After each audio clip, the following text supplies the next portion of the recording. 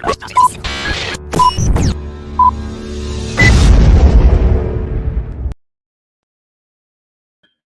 world needs freedom now more than ever. What a cliche to start tonight's episode of Adam versus the Man with, right? Every champion of a cause will say, yes, now more than ever is the time to listen to me. But no, really, for real. And actually, more so as a feature of humanity accelerating. We need freedom more than ever. And tomorrow, we will need freedom more than we need it today, more than we needed it yesterday. And what I mean by that, it requires, in order to understand an explanation of what I mean by freedom here, right? Because as a libertarian, we define freedom as a state in which ethics is respected, right? When your self-ownership is respected, when there is no force, fraud, or coercion in society against you, you are free. When that is universal, we have a voluntary society. We have a free world. We have an ethical society. A lot of people define freedom in different ways, but for me as a voluntarist, for most of us who call ourselves libertarian, that's what it means. Ethics, ethics, ethics. So when I say we need ethics now more than ever, is that really true? No, I think, maybe during World War II, when we were like murdering each other in large numbers, we really could have used ethics then. World War I would have been another good time for ethics. The Crusades, the Inquisition, slavery, Civil War, the era of Genghis Khan. You could go back to all of the atrocities of humanity and say, yes, we could have used a sense of ethics during that time. But there's a certain thing that I want to point out and why I'm saying this now, because we are radically accelerating the human experience. And in my book, Freedom, you can see me describe this as the asymptote of the human experience, this acceleration. Things go, from this exponential growth curve that looks flat for so many years. You think about the course of human history, from the point at which we evolved to be Homo sapiens, perhaps, right? That the state of nature we lived in for a long time until the agriculture and the Industrial Revolution. I mean, historically speaking, what I'm describing is the blink of an eye, and the internet age is the start of the blink of the eye. It's insignificant time-wise. We are so blessed. We should be so grateful that we get to be alive now. The gift of human consciousness has been described as the universe becoming aware of itself, right? And in a way, our ancestors had that, but now more than ever, as we expand our awareness, as we expand the potential of human consciousness, the gift is something that it's never been in human history, and it's accelerating. It's going to be more and more and more. We see that what we are in right now, what is it? Klaus Schwab of the World Economic Forum describes as the fourth industrial revolution, because there is an incredible synthesis of all of these massive economic forces driving the human experience right now that is synergistic. It's not linear anymore. It is undeniably, clearly exponential. And there are certain things that we need to look back in history to understand about this now accelerating trend in the nature of technology as being fundamentally empowering. Because throughout human history, technology, we have seen, has been used both to very positive and negative ends. Technology, kind of requires a definition in and of itself. So the mechanical application of scientific understanding, right? In that sense, our understanding of human knowledge, it has, yes, there have been chunks of knowledge lost over the eons, but fundamentally it grows. We get better. We get more capable. The more capable we are,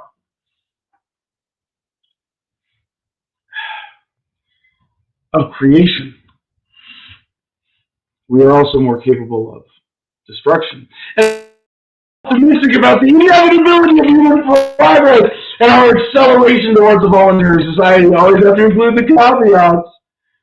Well, that is if we don't get, the gray goose scenario where microscopic robots that can assimilate all matter and act like a virus and create more of themselves. Just turn the planet into gray goo. Yeah, okay. Barring that, barring nuclear war, we all blow ourselves up. Okay, barring things like that, let the Earth collapse, a meteor or some other.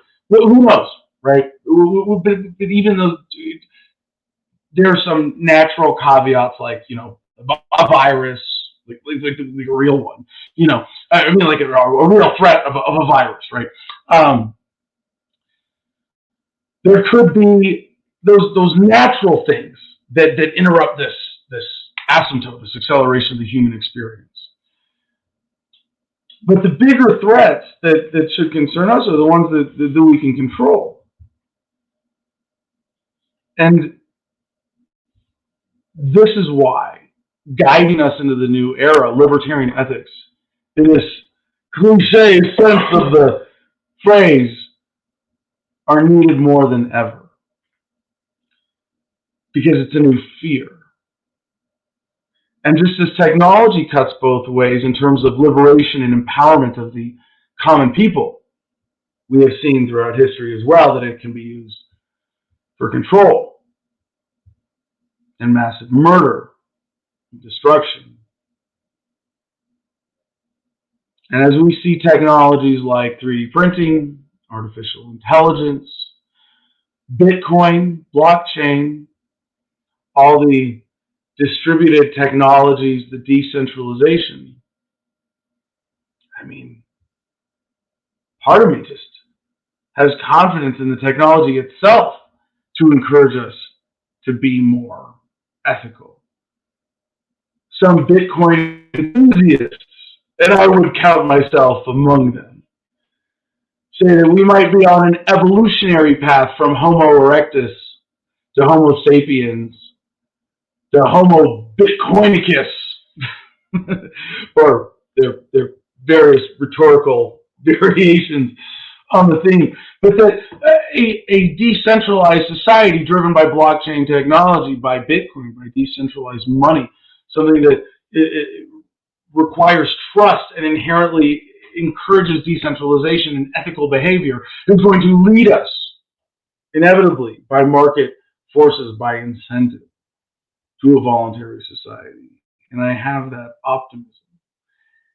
And when I look back at the section of freedom talking about this, the asymptote, the acceleration of the human experience, I wrote that in 2013, right? Or started when I was in jail. What year was that? Which time? For the shotgun, that was 2014? 2013, I was in jail. 2014, we released the book. And even back then, my sense of that acceleration was not particularly unique. There are a lot of people who go, hey, do you see this? Like, hey, pause for a second. We're about to defeat aging and be flying around on quadcopters and be almost up to the hive mind. We're going to expand the capacity of the human brain beyond its ability today to even conceive what that means. Stop. And there's something so powerful about this. And yeah, can I get through this segment without mentioning psychedelics? No, of course not. There's something about the empowerment of the perspective, but even in what I describe as this overwhelming sensation that everything is right in the universe, every molecule is in its place, every person, every thought, everything Every wave of energy is exactly as it should be.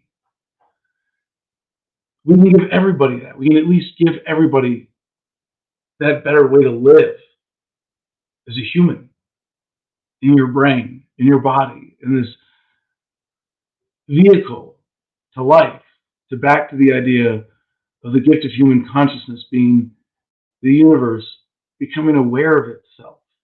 I think back to having written that idea, that section of the book called The Asymptote in 2013, 2014. And there's something about the pride of authorship, the ego that wants me to say, look, I saw it first, but no, I fucking didn't, not even close. There have been people in the shamanic tradition going back literally tens of thousands, if not hundreds of thousands of years, who looked at the stars and said, our destiny is not here on this rock even.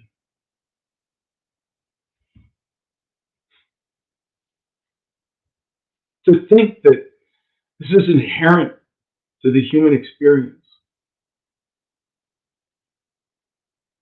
And I guess each of us as individuals, we have the choice then. In facing this incredible human experience that we are in right now with fear or love. So to bring it back to the theme, right, where we need libertarianism now more than ever. No, but it is particularly relevant in the face of this rapidly accelerating human experience that we are all going through. And today is Wednesday, March 9th, 2022. Yes, in case you were wondering. Just to place this idea in a moment in time in history right now. Yeah, and it makes me want to cry. This is the ultimate beauty, and I want to cry because it's so beautiful. It's overwhelmingly beautiful. So I hope it sets the stage for all the other crazy shit we got to talk about today. Our friend Ed, our wonderful program director for HOMEFRONT Battle Buddies and ombudsman of Adam versus Man, is still in federal custody. We have an address. It is in our Telegram group. It is in the Producers Club. We need to put this in the main channel right now. Can you do that, Joey? Joey, our co-host, is with us in studio. Let's get Joey up on stage here, and Jim. I get a multitask? Yeah, we're going to look at your face while you look at your screen. Sure. How about that? I got to load my pipe here. Man, I got a lot of scrolling up. The Producers Club has been pretty busy lately. Yeah, but before we get to producer notes, this is really the most important thing. If you can write a letter to Ed in jail right now, you would greatly appreciate it. He is in Virginia, right? Because there's a lawsuit in the DC jail about the DC jail, and holy shit! Surprise, surprise! Yeah, there's inefficiency in government processing this. So we're going to get into that. We got some updates about Ed. We're going to get to this evening. We've got two wonderful guests. Michael Tyler Moore, who is Troy Moore, excuse me, who uses his middle name, of course, to distinguish himself from all the other Michael Moores out there. Michael Troy Moore, who is leading a lawsuit effort for the Fremont Street performers in Las Vegas. And that's a fun story. We're going to get to that in about an hour and 15 minutes. But in just 15 minutes, we've got Mark Eglinton join us again. And he is the author of No Domain. I'm just going to double check here because we're messaging. Okay, cool. Yes, he is going to be joining us in just about 15 minutes here. Mark Eglinton, author of No Domain, the John McAfee tapes, which I listened to the audiobook of recently while doing chainsaw work, and it's really a great story. We had him on before too. Yes, we got him on. He's great. We'll talk about that. Today we're going to get to do like updates on the McAfee situation with him, and Joey now joining us for this interview is like all geeked out on his musical background. Yeah, there it is on screen. The Orange, Virginia address for where Ed is in federal custody. It is also in Telegram, t.me/Adam versus the man. You want to read it into record for the audio listeners? Yes, thank you. 13021 James Madison Highway, Orange, Virginia 22960. And I guess they want his full name is Vallejo Edward T. With No his name in spaces. all caps. No spaces. That's All caps, weird. no spaces. Vallejo, Vallejo, Edward. That sounds like a Harry Potter team. What Quidditch team? Vallejo Edwards. That's one word. Yes. Vallejo Edward. Voldemort.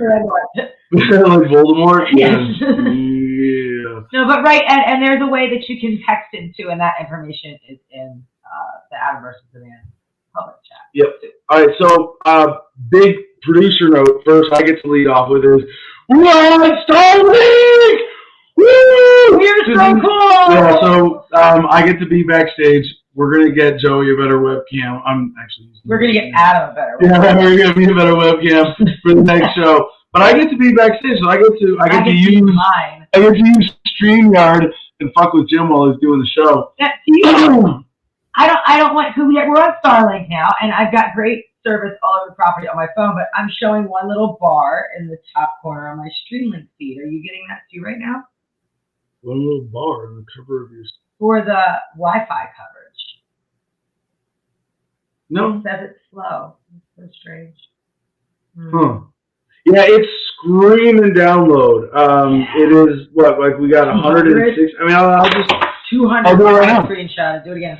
You got a screenshot with 200 download, 200 megabyte download. That's insane. Now for us, obviously, streaming upload might be a slight impediment. I don't know, two HD webcams and two backgrounds or two StreamYard connections at the same time. See, we're splitting it now. Now I'm only getting 40. It says our upload is split. I don't know. We're both running our laptops. We're both running laptops with StreamYard, and our phone. Either way, this is revolutionary for the Gardenia satellite internet. In the middle of nowhere. So we can declare war on the United States, and they could not cut off our internet.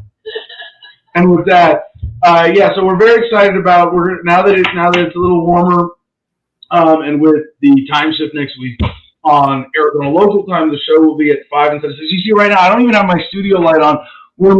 This is sunlight. Joey has hers on. Springtime. I'm prepared because the sun is the background behind it is going down right now. Wow. I'm gonna have to plug this thing in. But I think you guys can hear us better now. With the webcam? Yeah.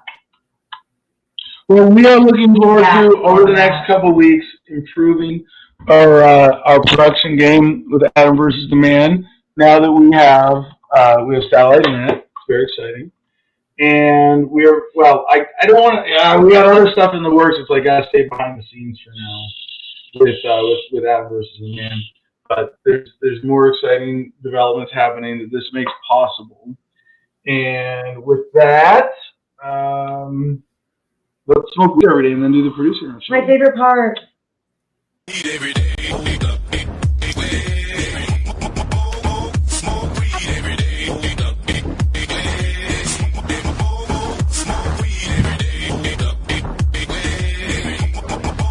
Smoke weed every day. You next for the next smoke weed every day. Man, I am super pixelated, huh? Terrible.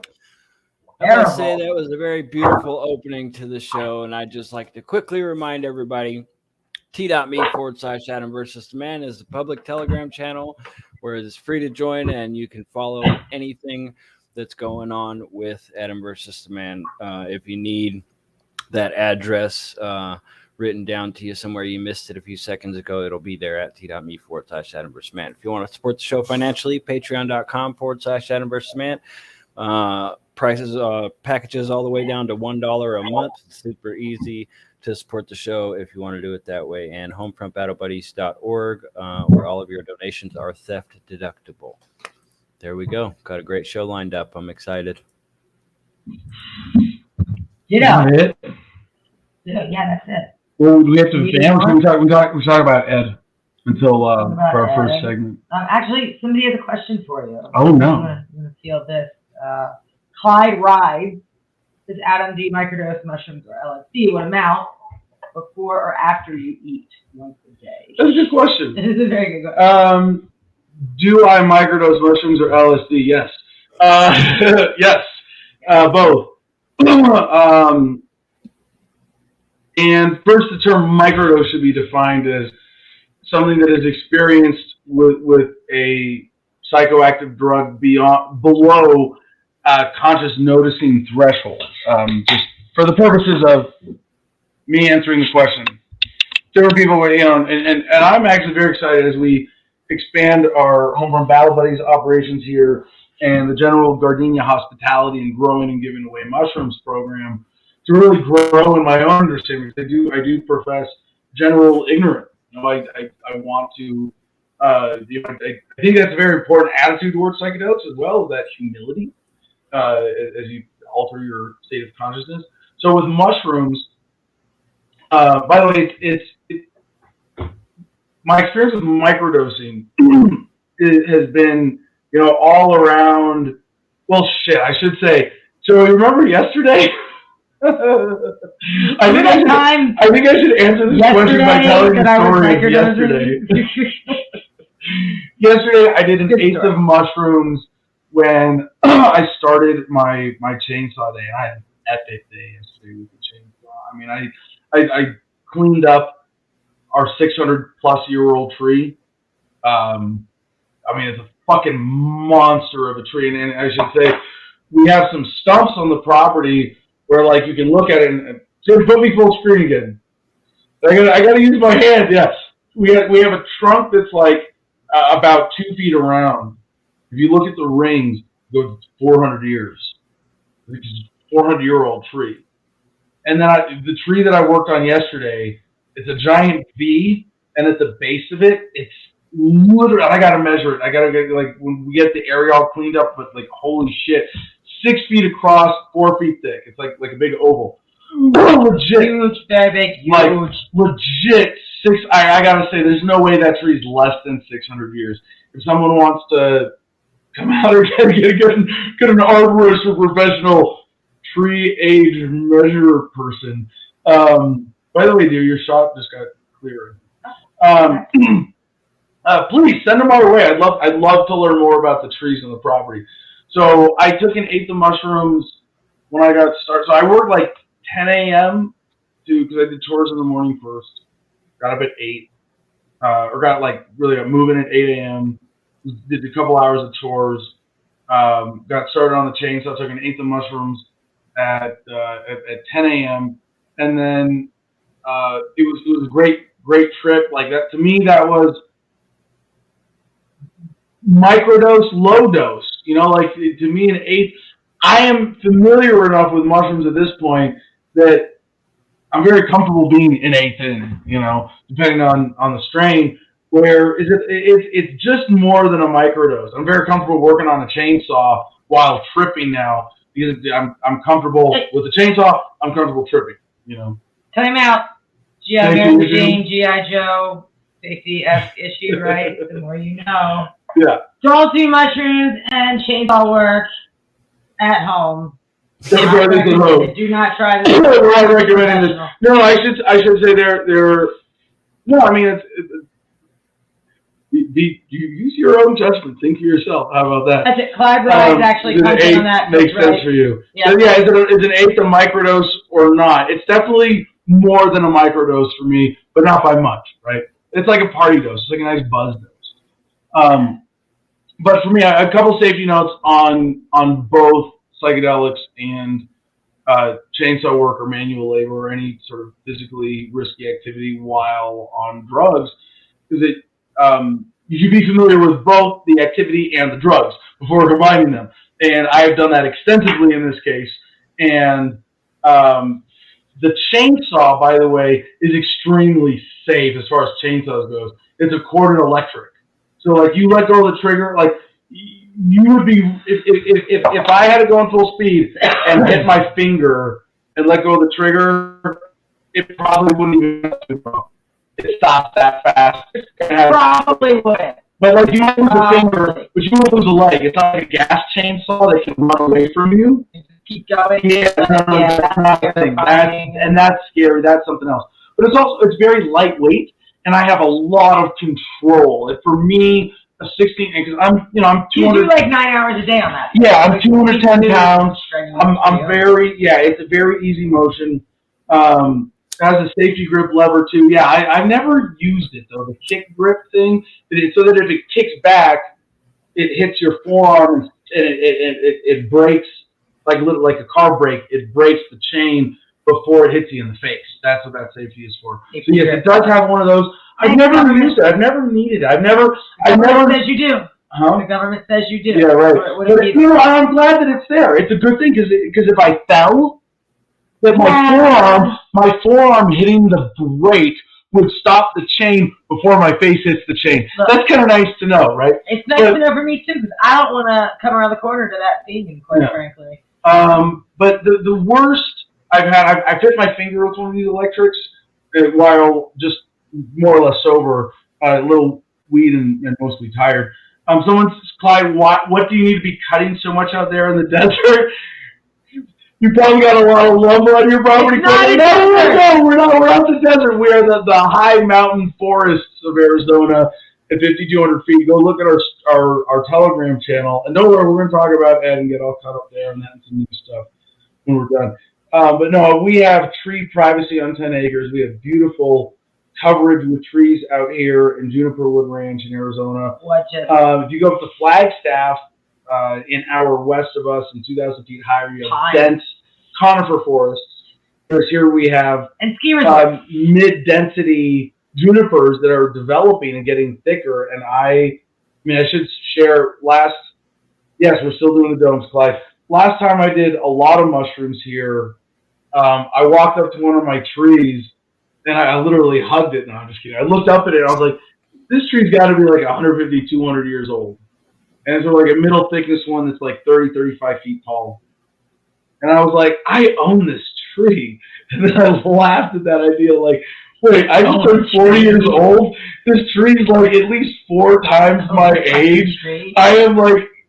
It's going to be here for hundreds of years after I'm gone, unless I end up uploading my consciousness to a robot, which I'm looking forward to. But like, I am at best a custodian of this little slice of the surface of the earth, and I am not in any way denying that ownership in terms of human understanding of property is still not the best way. I'm absolutely ANCAP, Lockean, believe in that concept of property rights and homesteading. But in a much more humble sense, I am a custodian of this slice of nature. And so anyway, yesterday, then at 3 o'clock, I took like another 1/8 of mushrooms, but it was powder and it was like really fucking intense. And it wasn't a big deal. Like I had such an awesome afternoon and evening, and Joey knows because I came home at dark. And I was still tripping balls, it felt like. I mean, you can attest to this. But you announced it. You're like, yeah. Because it was the powder. The second dose of mushrooms I took was like, and it. I don't want to say it was a heroic dose, but it took it to a dose where I had to lay down. I had to lie down. Get on my back, animals, and I looked all the animals licking. I had the dog licking my face, and I was looking up at the tree and closing my eyes, and then the line of the trees in my eyes doing these beautiful psychedelic patterns, against my eyelids. But that was like 10 minutes, less time than it would have taken to eat a meal, and I went right back to the fucking chainsaw and had like an awesome, epic, productive afternoon. And then came back here and had a wonderful evening with Joey and the puppies celebrating their birthday and cuddling with the dogs and eating an epic meal. And we watched the second half of the Walter Matthau movie, Pirates from 1986. Oh my God, that movie in itself is enough to make you trip. It is. It's so fucking weird. There had to be a lot of drugs. Roman Polanski directed and wrote this. For anybody who knows who he is, I'm sure there were a lot of psychedelic drugs being used while he was writing it. And I think I can safely say, yeah. All right, weird. But back to the question. With LSD, I've done similar stuff, and I've done it for different circumstances. I've done half a tab, a tab. It's something you just got to play with for yourself and figure out where your thresholds are and enjoy it. I haven't done any long-term sustained microdosing, but it's something that as I can get more access and we're growing our own here, definitely want to be doing more of. So, shit, I don't have an introduction pulled up for Mark, and he's backstage now going, "Oh shit!" It's in Telegram. It's in Telegram. Oh, that's right, because you put it in the show promo. Yeah, you're such a great coach. So well organized. So it's on our main channel. Yeah. Actually, but one thing. No, we'll come back. We're going to come back to Ed because I want to make sure that we really cover it properly. There's a question about your juniper trees. Oh, one more question. Oh yeah, on Odyssey. I'm not seeing the Odyssey comment. Are you making gin from juniper berries? Oh, that is disrespect for authority asks. Jim figured out how to put the. Yeah, you share screen. It's great, isn't it? Pretty awesome. Jim, the Adam versus Man versus is taking off. Are you making gin from juniper berries? No, it's really just flavoring, as I understand it. You still need a carbohydrate base to create the liquor. But I am exploring all the different fun things that we can do with juniper. But most importantly, it's an awesome source of firewood out here. And with that, let's get to our guest. Ladies and gentlemen, joining us tonight, best-selling Scottish author and co-writer Mark Eglinton joins us. His recent books include Blindsided with former Australian rugby captain and stroke survivor Michael Linog. By the way, this is a chance that for Mark me and Joey to explore a little bit more of Mark's catalog. And as a former rugby player myself, I'm pretty excited about that. But that was shortlisted for International Autobiography of the Year in 2016, Heavy Duty Days and Nights in Judas Priest, with musician KK Downing. And Joey's all like, yes, that's what I want to talk about. One of Rolling Stone's 10 music books of 2018, and most recently, Reboot My Life, My Time with Football legend Michael Owen. Also shortlisted for Autobiography of the Year in 2020 by the Daily Telegraph. And I recently, so we spoke earlier in the process with No Domain, the book about John McAfee, my former running mate for the Libertarian Party nomination for president, who was murdered one way or another in a Spanish jail cell while there for tax evasion. And we're going to get into that a little bit here with Mark as well now that some time has passed. But I had the pleasure recently of listening to the entire audiobook of No Domain while doing chainsaw work out here. And, you know, it was so powerful for me personally to connect with my friend and to hear his words, so to speak, from beyond the grave. So, Mark, I want to thank you for that, really for what you did doing our friend John McAfee justice with that book. How are you today, sir? I appreciate it. I'm still trying to get over that intro, which was quite lengthy and impressive, and I appreciate it. Yeah, I mean, I appreciate what you said about No Domain, because it was people like you that I was really keen to get some kind of feedback from for a lot of different reasons. One, you knew him. Two, you understand that lifestyle. You know. Whoa! Are you accusing me of understanding the John McAfee lifestyle? That's not a human impossible feat, but I think I am uniquely appreciative of it. At least. Yeah, you're a lot closer than most. For that reason, it was really important to me. And, I think people going into it didn't really know what to expect. I think a lot of people went in there thinking there was going to be a lot of, what I describe as the kind of noise around John. And there is a lot of noise around John, and a lot of the noise was noise that John created. But that really wasn't the book that we did. The book that we wanted to do was the man John McAfee, and what it was that motivated him to be the guy he was, what it was he felt, what it was his philosophy in life was. Yeah. And that was stuff that he'd never done before. And I think he found it really challenging to do it. And there were moments for sure where it kind of felt like he was pulling back from the abyss. And I was fine with that because, there's a guy that's lived a life. I was kind of pushing him down different directions, pushing back on stuff in order to try and keep it sane. Because this is something somebody said to me a few times. In fact, one of the reviewers who I really appreciate said, had John been allowed to be turned loose on his own with an autobiography co-written by me, it would have been madness. Because there'd just be absolutely no, there'd be no checks and balances. There'd be nobody saying, wait a minute, that is insane. That couldn't have happened.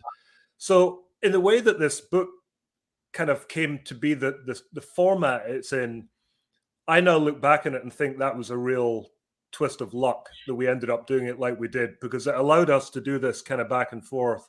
And I think that actually benefited in a better book than it would have been otherwise. He used you like a therapist. Yeah.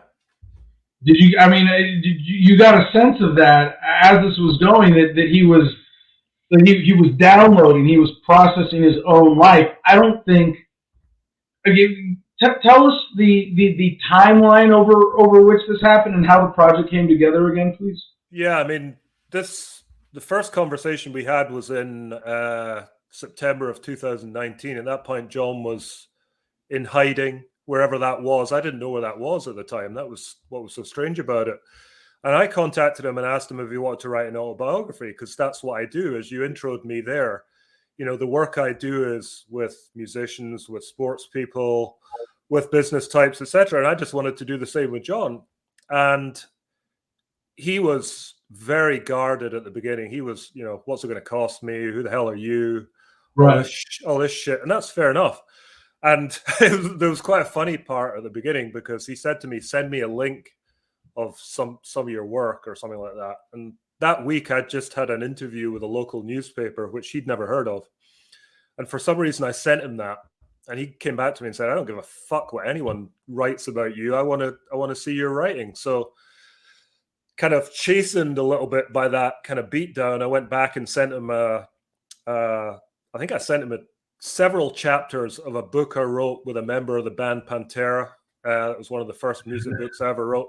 That book was intentionally really gritty, really grimy, really kind of hard-hitting. And he came back to me straight away and said, you're the guy I want to work with. So John's life, there's something I would say that John and I had as a kind of kindred spirits, that I think you were uniquely able to capture, being more of a music writer, essentially, right? Because there's something that, I used to tell people, I want to be John McAfee when I grow up, and that had nothing to do with the money or the tech shit. Like, no, I want to grow up mentally to be the complete, beautiful human being whose life is a song. Yeah.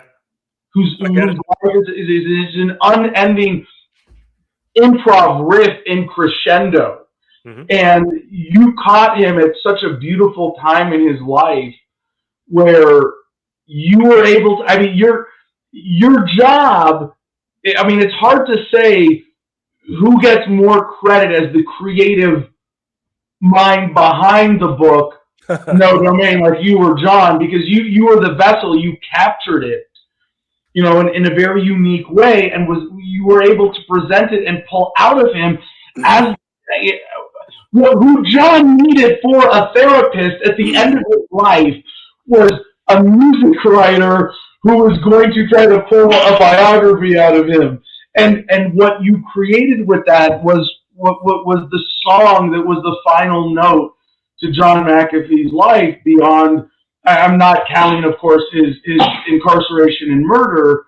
I mean, that's what I think that's the best I can do for pitching your book and your work in that sense. I hope that speaks to you as the creator. Yeah, it very much does. But you said something interesting there. You said that I caught him at a beautiful moment. Now that might be the case, but there's an irony there that he was in a situation that was anything but beautiful at that time.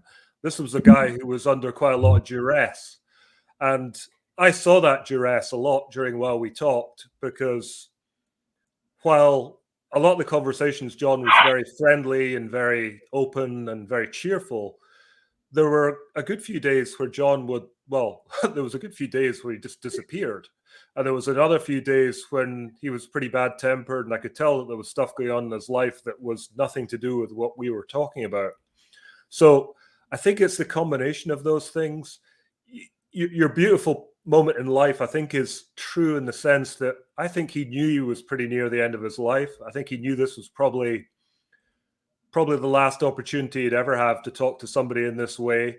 But at the same time, he was in a really tough spot. So I think, the combination of those forces probably forced him to give me the kind of information that I just happened to be there to get out of him. But, I'll take your critique and I'll run with it, because I really appreciate what you're saying. But it's interesting. You talk about music, and we talked a lot about music, and people call me a music writer. I'm really not. I just wrote about music early in my career, and the reason I did it was because I grew up as a metalhead, and I'm still a metalhead, and I will always be one. And when I wanted to get into writing, the path of least resistance for me was to go to heavy metal. What do you know about? What can you write about? And that's what I could do. And the same applied to sport to a lesser extent. But it's really not about the music or the rugby or the soccer or even John McAfee. It's about the people. And people who ask me about what it is I do always ask me the same questions. And it always goes back to the same thing. It is about relating to another person. And it doesn't matter what that other person does. They can do anything. And John McAfee, for me, was just somebody who did something else. I didn't sort of categorize him as being something in any way different from what I'd done before. He was just another person. And I just had to go down the same path I'd done with everybody else, which is get to know you. What makes you what you are? Where can we find common ground? And the great thing about John, and sorry to ramble on here, is that I've worked with a lot of people who don't actually give a shit about me. And that's not a criticism, it's just how it is. But John did. He spent as much time asking me about my life as I did his. And obviously my life wouldn't be very interesting reading, so it didn't make it in the book. But I think it's reflective of the kind of man he was, that he actually cared about what I thought and what I felt about things. And if he described a situation in his life, he would say, have you ever experienced anything like this? And in fact, one instance did get into it, because he was talking about bereavement, and he asked me if I'd ever lost anyone close to me. And I said, well, actually, I have lost my father. I mean, what kind of a person does that isn't deeply empathetic? And that's what I left the whole project thinking. I just had huge respect for John's empathy. Yeah, so I want to touch on both of those, because the last thing you said there, I think, is so critical to people who live at that higher vibration in terms of how you relate to and appreciate people, because you can't live your life as a beautiful dance, as a song, as music, if you can't listen to your own soul, if you can't have that empathy for yourself. And when a person who has that extreme empathy for themselves, because what that means is it's an appreciation for the human will, and the one that you are closest to, the one that is your own, you want to see expressed in the world. You want to see that alive. And if you don't have that relationship to yourself, you can't have that relationship with other people. And people who have that deep, rich relationship with themselves, and therefore live as a shining light, as a song that we want to hear, like with John's life. It's driven by that empathy, that connection, that appreciation for the human soul itself in a way that speaks through how they then live. But I want to like completely disagree with you on your narrative, your understanding of that moment in John's life, and suggest a completely different narrative. And then you see if this rings true for you. Okay. But I never, because I was working with John as a colleague, as an activist, as my running mate during a certain period of that time that he was on the run. And maybe it was biased in my experience by, we have the chance to win the Libertarian Party nomination. We have the chance to take your message, John, of tax evasion and everything that you've done in righteous activism and living differently since you sold or cashed out of McAfee, the corporation, and have gone on this epic life journey. We have the chance to use your story as an example, to run, in absentia almost, or run in exile for vice president. I mean, it was an epic, positive undertaking. And in a sense, when I listen to the tapes, yeah, it has that profound impact for me now in hindsight that he's not with us. But I think he was setting the stage for a comeback. I don't think he was saying, all right, this is it. He wanted to be understood so that he could come back, that however his journey ended, I think what he wanted to do was to tell his case in the court of public opinion before the government had a chance to, if it played out as he got captured and extradited, as I think might have happened. And we've talked about this on the show a lot, but the reason, and this last thing I'll say on this narrative, that the reason they had to murder him is that John McAfee, on the loose in the United States, even if it's because he's in a jail cell, but he's in the United States, and he's got Mark, a credible third party, as an author, telling his story. They couldn't allow that. Yeah. He would have been real. He would have been in this. I want your take on this in the bigger sense, because you're outside of the United States, and you're outside of politics, and you're outside of libertarianism. But I go, oh my God, John McAfee is this beautiful, destabilizing force to the evil empire of the American political system. Yeah, 100%. No, listen, I take on board your insight. I mean, you had dealings with him on the level that I didn't have. And I'll always listen to someone else's viewpoint. You could be right about that. I mean, he did say to me that, arguably he could do more in his position of in hiding as he could have done when he was back in the US. I mean, in hiding, he argued that he could talk to journalists, he could do interviews, he could go on podcasts, he could talk to me, he could prod the hornet's nest in an even more effective way from a distance as he could do up close. So, I give some credence to what you were saying. Whether it was to set up a comeback or not, I don't know. But I would certainly go as far as to say that he didn't ever envisage that he wouldn't be around to see this book come out. Because, I mean, I had dialogue directly with him and also via Janice, where he said, we can't wait for this to come out because we're going to promote it, we're going to back it, and all this kind of stuff. So, yeah, I take your point. You do make a good observation there, and you could very well be onto something. So, speaking of Janice, what's your take on what she's doing right now, pursuing the Spanish government and ruling on McAfee's death and the issues around custody of the body? Really complicated. And I say this with great respect to anyone else involved, but I have heard from John's daughter, and she doesn't like the fact that the book exists. And that's fine. I mean, she's entitled to her opinion on it. She didn't like the 47 biological children comment. And I think in her mind, she thinks I said that. And, that's something John said. Listen, I understand her position. It can't be easy being the daughter of a guy like John McAfee, but to kind of take it out on me because the book wasn't a big win for her emotionally, I think is perhaps the wrong way to go about it. But let's leave that. Janice's position, I don't understand. I saw, like everybody else saw, the post she put on Instagram and Twitter. I think it was around Christmas time, where she kind of implied that her situation wasn't something she controlled. I can't remember her exact terminology, but it was like, I'm being kind of forced to stay here, and I believe that certain people don't want me to leave. That was quite cryptic to me, and I don't really know what it means, and I still don't. Any dialogue I have had with her has been friendly. It has been infrequent. She said, great stuff for the book. Anything I can do to promote it, etc., I will, and she has done.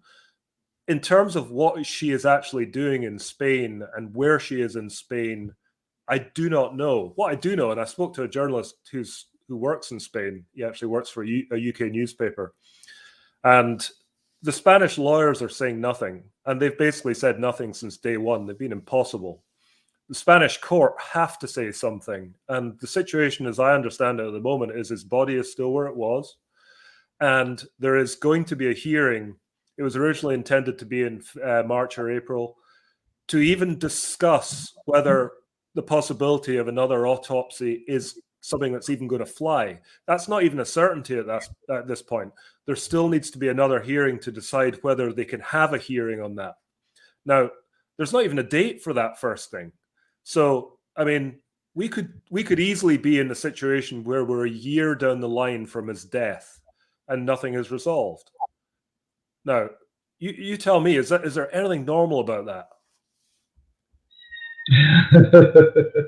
Yes. In America? Well, Mark, before we get on to your exploits as a music writer, I mean, what does that tell you? I mean, shouldn't there be a massive fucking Streisand effect with this when the government says, don't look at people like John McAfee? I mean, you think about, what's that epic speech where they go and then they kill people like that, or is it like the Great Dictator speech? Anybody who really has that potential to challenge the powers that be by waking people up, by challenging us, the masses, to overthrow the yoke, end up getting killed. Do you put John in a category like that? And what is it then that you would hope people get from your book?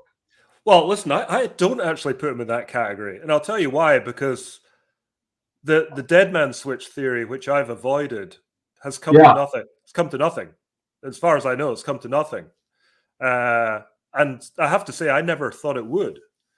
Now, remove that, and what you're left with? You're left with somebody that says you don't have to pay tax, and if you want to go and use cryptocurrency as a means of not doing it, go ahead and do it. But let's be honest, John is hardly the first to have said that, and he definitely won't be the last.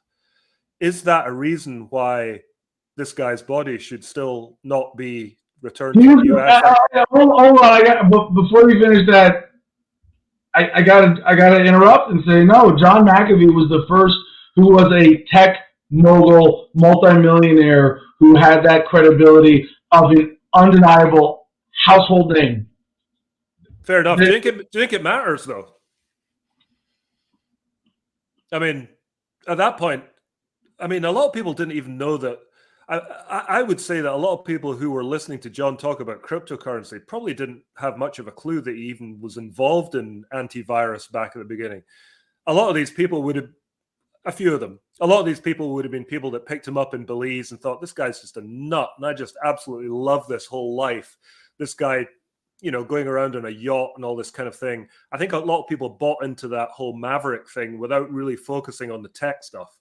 I think you discount, though, the fundamental credibility of the undeniable resume point that he carries with him. Even if it's reduced to one sentence, he was the guy behind McAfee antivirus, and then he sold out a share and went on this epic adventure of his own. And now he's here wherever you're meeting him. Even if it's reduced to that, I think I'll give you an entree. And maybe this is more in you're maybe more of an inherent free thinker, but for American politics, it was a big point for him in running, in sort of having his foot in the door, even with the Libertarian Party, before he really was a libertarian in precise philosophical thought. And I'll remind people, I take significant credit for that because he read my book, whereas before that, he was talking about, and this is in his 2016 race when he ran with our friend Bud Weiss. He started this campaign saying, "I'm going to be the best tech security president. I know more about cybersecurity than any other candidate by far, and therefore will lead the U.S. government in keeping America cyber secure." And then he read my book and was like, "Never mind, I'm going to use my expertise to be hands off completely as government when it comes to technology." But seeing how I could use him as a running mate to bolster my credibility, because he's the guy who made $100 million creating the thing of coronavirus. And I got to give you credit in your book because I didn't know that much of the details of the backstory, but hearing it in No Domain actually gave me a good appreciation for that. But sorry, I want to go back to you to give you the thought on this before we get to talking a little bit about music and giving Joey a chance to pick your brain here. What do you want people to learn from John McAfee's story and life in your book? Yeah, I mean, it's the same as what it was at the beginning for me. And it was always the sense that you can live a life that isn't guided by convention, by what, the standard jobs. I mean, this is offset slightly because I've said this a couple of times and people have shot me down, and I'll take it again if that's where you're going. It is a lot easier to live the kind of life that John lived with money. And I think I've said before that if most people tried to live the kind of life he lived, you'd be homeless in 24 hours, if not 48 hours. But I don't think it matters. That part of it doesn't matter. What matters is to have the willingness to walk away from what is considered normal, and the willingness to think about life in a different way. And these sound like really vague concepts. I get that, but that's what appealed to me. And when I left the book and left the conversations with John, it made me apply a completely different mindset to my own life. The kind of stuff that I used to take sort of really seriously or kind of stress about, I kind of stopped stressing about, because one of the things John said to me in a conversation that really stuck with me was, if you can't get over a minor disagreement with a colleague, a family member, even your wife in 5 seconds, you are lost, because in the scheme of life, it is so inconsequential. And, it's easy to say these kind of things, but it's very difficult to actually do them. But when I walked away from the project with John, I really have tried to do that with things. And it actually works. It gives you a certain type of freedom that I did not have before I met John. And, when somebody sends me an email chasing me for a deadline, or, there's this edit is meant to be in by such and such a day, before I used to sort of jump on that and say, okay, I'll deal with it today, or I feel like, I should really respond or sort of go crawling to these people. I just don't do that anymore. It's basically, I'll do it when I'm going to do it. And if you don't like that, what are you ultimately going to do about it? And I think when you start thinking like that, you're in a whole different sphere of living. And the book is full of that. I mean, you talked about his early life and how much you didn't know about it. I mean, the stuff pre-McAfee to me was the most interesting stuff. This guy was going to companies and basically slapping sort of page-long documents on the desk on day one saying, here's your program, and by the way, I'll never work from the office, and if you need me, I'll come every second Friday. And these people just did it.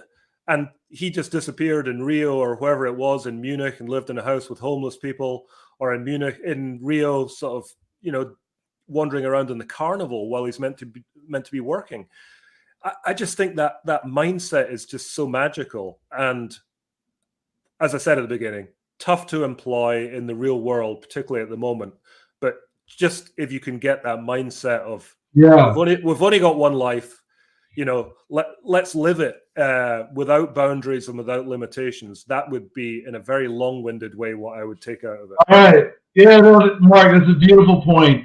And I want to back that up, but I also want to suggest a slight reframing there, because you say it's not easy, or you need to start with $100 million, and obviously for certain specific things that John McAfee pulled off, yeah, you need that. But when you say it's harder, I think staying on the hamster wheel is harder. And I think for you, you should appreciate how much for yourself as an author, you've led a fundamental life of entrepreneurship the same way that John did. And that's really the critical difference. And it's a lot easier than letting other people dictate your life. And it's a better way to live. And I think John McAfee showed that beautifully. And yeah, I want to tell people something that you touched on there that's well captured in the book that a lot of people don't know about, John, is that prior to McAfee Associates, what he did was a type of high-tech consulting work, where he would go and is that unfair? No, it's spot on. Yeah, but what he would do was he was so hyper capable. He found these leverage points where he realized that remaking companies he could do so efficiently. He could produce above and beyond what people expected him to be able to produce on an hourly basis. That he could come into the office once a week and still sustain these relationships with companies where he justified his massive compensation and was able to go around as a sort of, hired tech consultation guru who could remake companies and walk away with hundreds of thousands of dollars, millions of dollars at a time, like it was no big deal. But the lesson there isn't, oh, you have to be some crazy, above and beyond tech genius to pull that off. You just have to find your niche. You have to define your lifestyle to what's appropriate and find what's really high value for you, not what's high value for somebody who wants to make you a cog in their machine. Yeah. Now, before we get Joey on screen here, we have one question from the audience from Clyde Rides. And this is the first time hearing about this. Is there a movie deal for No Domain? Clyde Rides says, when it's appropriate, I have a question for Mark. How much direction and hands-on will you have on the AMDC Films production? So, light us up, Mark. What's the deal here? Yeah. So in the months after the first interviews I did, one of which was with you when John died in June, there was a lot of interest. I had a lot of film people coming to me saying, can we option the book? Can we option the tapes? Can we option your ass? What can we option? And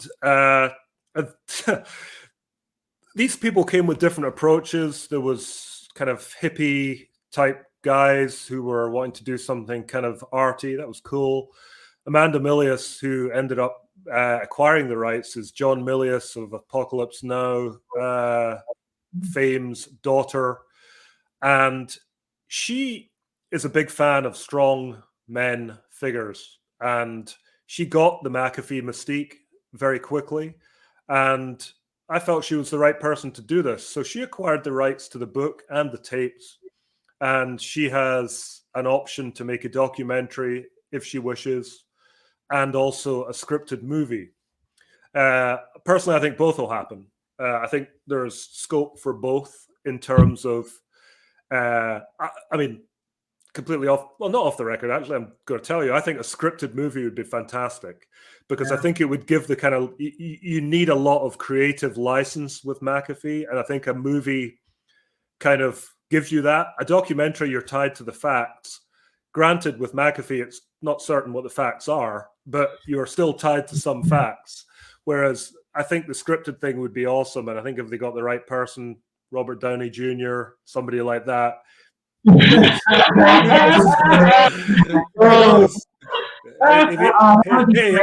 If he's listening, you know, there's a job here for you. No, seriously, I think it would be great. So that's ongoing. Will I have input? Well, I've got consultancy built into it, and I think that will probably be merely to offer guidance in terms of what's in the tapes, any queries on the actual book itself, any background that they can't find. I'll be very happy to do that. In terms of having any sort of direct input as to what it's going to look like, that's not my domain. All right, well, if any of the producers are listening, let me tell you, I hope that you make sure Mark is involved to capture the music of John's life for the project. And with that, let's get Joey on screen here. Joey had some questions she wanted to ask specifically about some of your music writing. So Joey, go ahead. I feel like you answered them all though. I saw that you write so much about metal. You're a metalhead. I grew up in a pit myself, so I love it. I got goosebumps when you said you're a metalhead and always will be. It's a lifestyle. It's liberating in and of itself. And McAfee's Luck really was fucking metal, and really encompass that spirit. So it sounds like that's something that maybe that inspires your writing, is just getting across that feeling of liberation in people who have lived it in their own ways, be it on stage or the way McAfee did. There's a couple of parts to that, and this is something I talk about with people who don't get heavy metal, and there's a lot of them, and it always really surprises me because people who don't understand heavy metal don't even know it exists.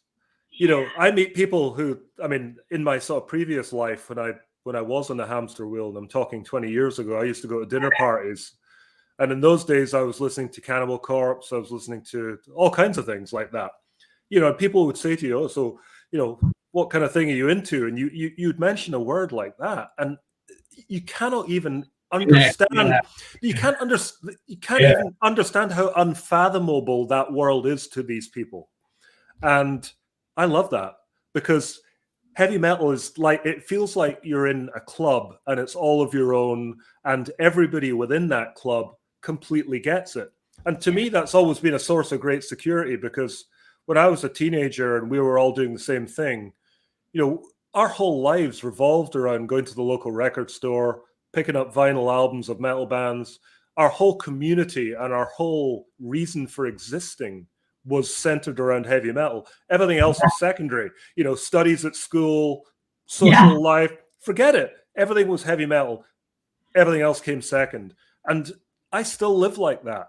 And I've somehow managed to become a sort of functioning adult. I've had 2 children who are now adults themselves. I'm here, and I'm doing, as you said earlier, Adam, a job that is free form, that is allowing me to it's allowing me to pick and choose when I do what I want to do, and who I want to do it with. And to me, that's part of that sort of whole community existence that heavy metal gives to me, and the two go absolutely hand in hand. Do I want to continue writing books about heavy metal? Maybe not. I mean, there's a couple more coming. If the right people come along, I'll do them, but it will never ever leave my there isn't a second that goes by each day that I don't think about heavy metal in some capacity. So if you can relate to that in any way, good on you. Yeah, it is. It's a lifestyle, and me too. I felt safer at a heavy metal show, parking lot, waiting in line for the tickets, whatever. Because there was a whole thing around even going to the concerts, right? Yeah. Just waiting in line for the tickets, calling into Ticketmaster if you could. I don't know what your equivalent is over there, but meeting up with your friends and like making sure you're there to park. And I felt safer there than anywhere in my life as a teenager. And thank goodness my parents understood that I felt safe. So they never held that from me. Yeah, you're absolutely right. I mean, people say to me, oh, these concerts must be really dangerous. There must be a chance of getting beaten up. And I say, that's the last place you'll ever get beaten up. And if you did get beaten up, somebody would pick you off the floor and pick you up again. That's the thing. It's that community thing. So, yeah, I mean, that's just my life, and it always will be. And you know, there obviously is a sort of tie into the kind of McAfee life and that kind of thing that probably, you know, subconsciously drew me to that kind of thing. And John didn't like heavy metal. We discussed it. He hated it, and that's fine. I just said you're too old, and he said probably. But yeah, I think he got that I was passionate about it. So yeah, these things are all part of the same kind of mindset for me. That's awesome. I'm excited. I didn't realize you wrote all the books you did on the Pantera.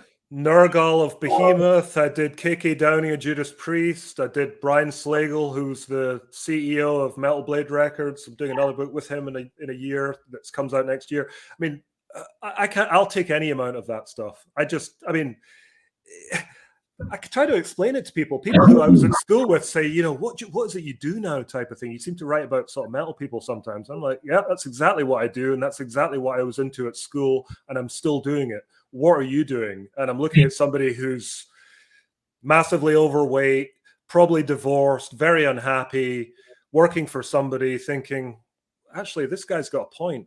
He's living a life that he's passionate about. So that's where I'm at. Yeah, exactly. I've got one more thing to tell you both. And this is, I'm not a Bitcoin guy at all. I'm a boomer when it comes to that. But I am rock and roll.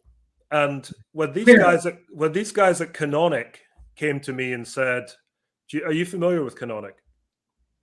Can't say that I am. Canonic are guys in Austin who are a self-publishing platform, and they publish on Bitcoin. And they came to me and said, let's do a special edition on Bitcoin of the McAfee book.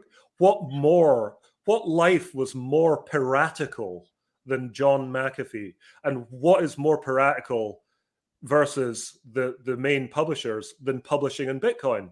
And I said, yeah. I agree with all of you. So we've got this special edition coming out in the next few days, super limited, super luxury hardcover with signature, with numbers. It will be sumptuous with a holographic cover. In addition, it will be mirrored as an NFT on Bitcoin, which will be very cool that people can trade, and also will be a signal. You'll hold that thing up and say, I'm in this world.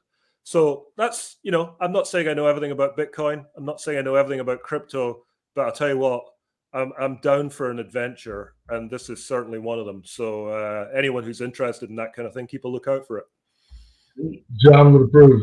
Yeah, well, that was part of it. I mean, I'm sure he would have approved. And anything I can do here on that kind of honors what he believed in combination of what we did together, I will continue to do. Well, speaking of which, what you said, projects in the works. What's in the works? Oh man. Well, okay. There is one. It's a heavy metal musician. It's a book that's actually been sitting since 2015, and it's, you might know the band Queensryche. Jeff Tate was the lead singer in Queensryche. Big band in the 80s and 90s. Had a big meltdown in the sort of late 2000s. But absolutely iconic band. Jeff's a friend of mine. He said to me many years ago, let's do this autobiography. So it's in the works. It'll be finished tomorrow if I get off this call. And it'll be published later this year. Then the other book I've got in the works is in US politics, and is a biography of Steve Bannon. Very cool. Authorized by Steve Bannon and with input directly from Steve Bannon. Do you have a goal in mind with the Steve Bannon book? The way you described the objective, or this is like just exploratory, just like this is going to be powerful one way or another? Well, in the same way as I was fascinated by John, I'm equally fascinated by Steve for entirely different reasons. But there are similarities. I think if you ask the guy in the street, what do you know about Steve Bannon? It's, okay, Trump's campaign manager. Right. The war room, maybe. Do they know about Steve Bannon in China? Do they know about Steve Bannon at Goldman Sachs? Do they know about Steve Bannon in the Navy? Do they know about Steve Bannon making movies? Nobody knows any of these things. And I need to understand, and Steve knows that I need to understand what made him the man he is now. And what goes along with that nationalist, populist movement that is so motivating for him. I need to understand what the mindset behind that is. Now, this can't be sycophantic, as I don't think my book with John was, because I think if you're sycophantic in a book like this, it has no credibility. People just say you were in the guy's pocket, forget it, waste of time.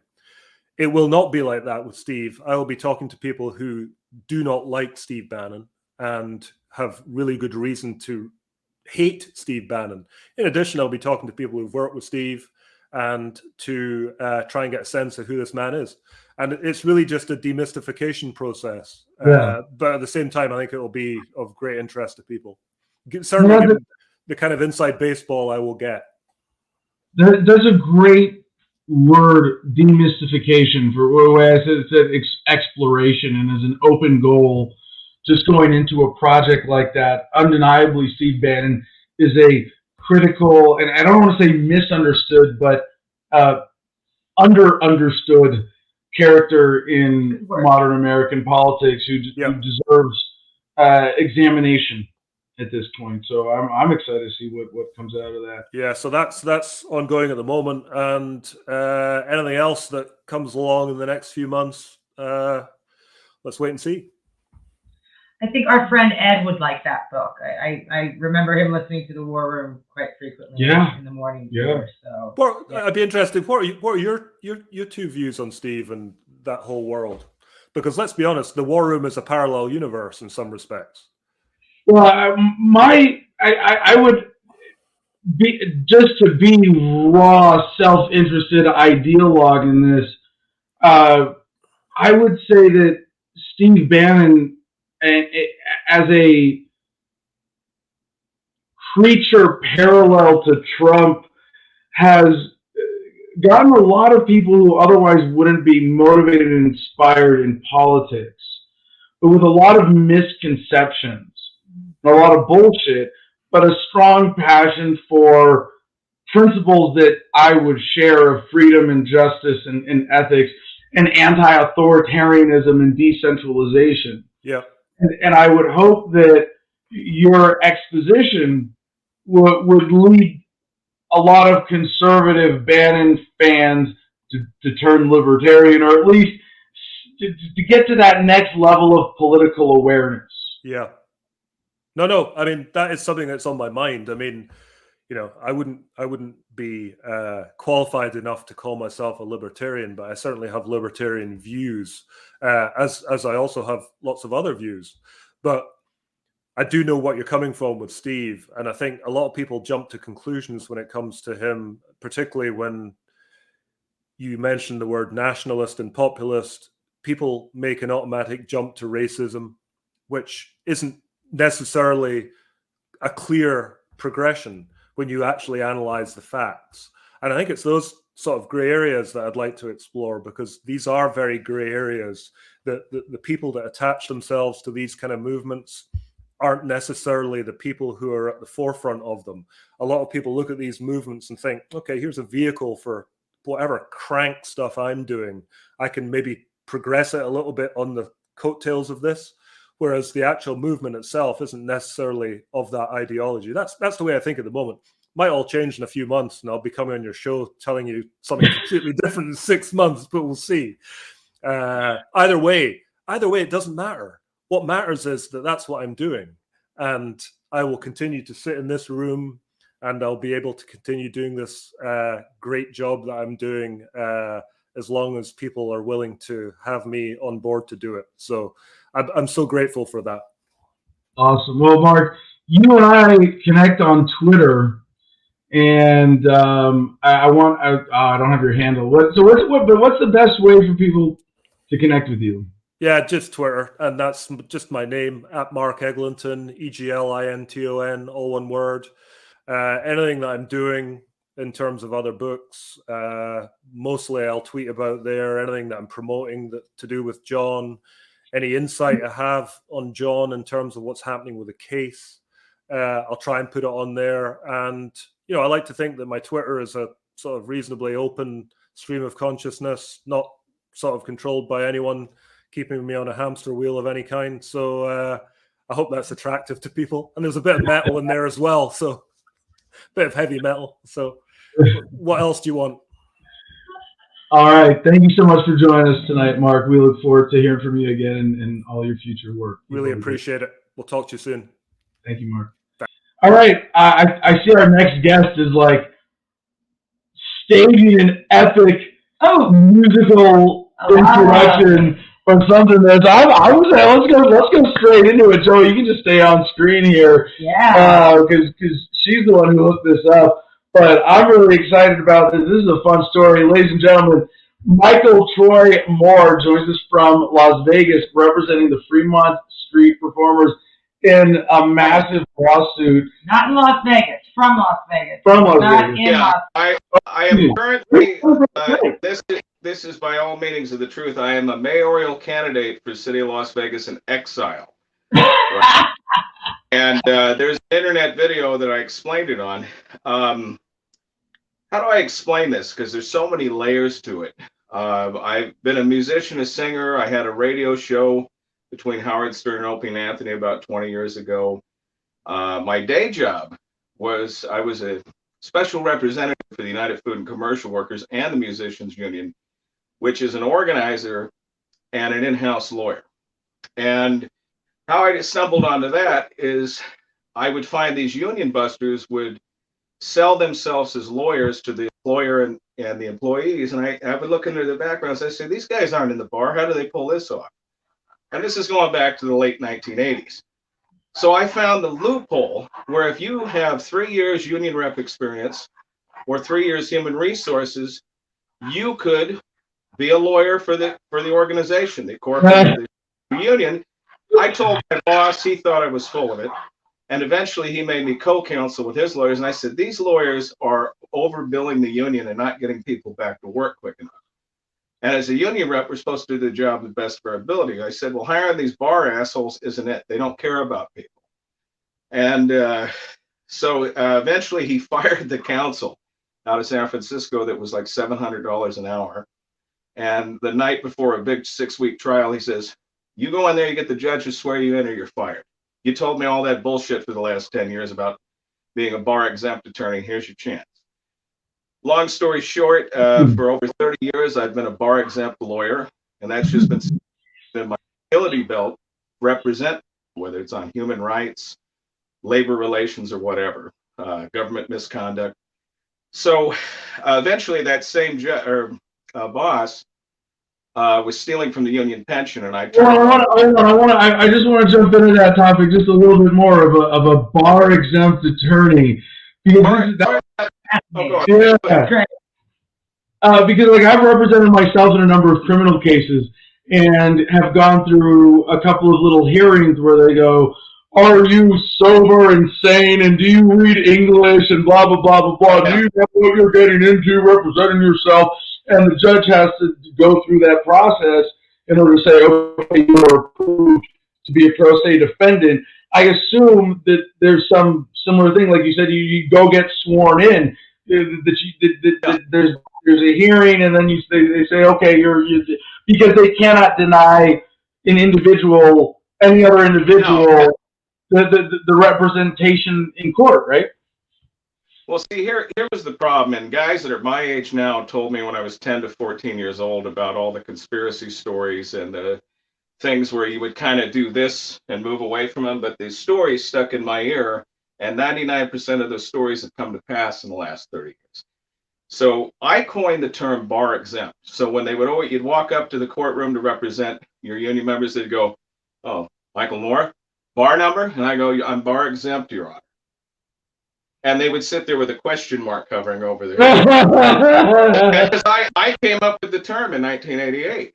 And so they said they would go on, and then especially in right-to-work states, I would take a law that was used to hurt union treasuries and solidarities, right to work, And I would reverse it. And I said, Supreme Court says the Bar Association is the union of attorneys in America, and this is a right to work state. I don't have to join your union. And I'm not competing with the bar attorneys, because most of the time I'm representing people that can't afford an attorney anyway.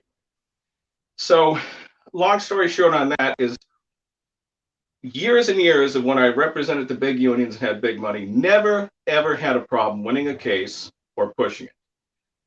After I blew the whistle on internal union problems, I got blacklisted through the whole labor movement. I organized 50,000 people in my career into collective bargaining agreements and won over 2,000 cases at that point. And I was forced to make a living to go become a street performer in Las Vegas. I had written a bunch of songs of my own and everything. And I was like, I don't know how covers are going to go. So I started playing them. And I found that, okay, maybe this is a place I can exist, since the whole system has tried to crush me and destroy me in my career.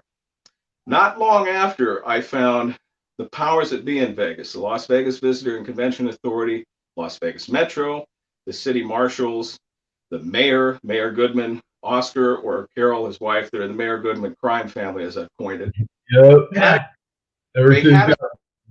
They had a meeting with former Sheriff Gillespie, and they had a plan in 2009 that violated Title 18, Section 241 of U.S. Code, Conspiracy Against Rights, to rid all of Las Vegas of street performers and homeless.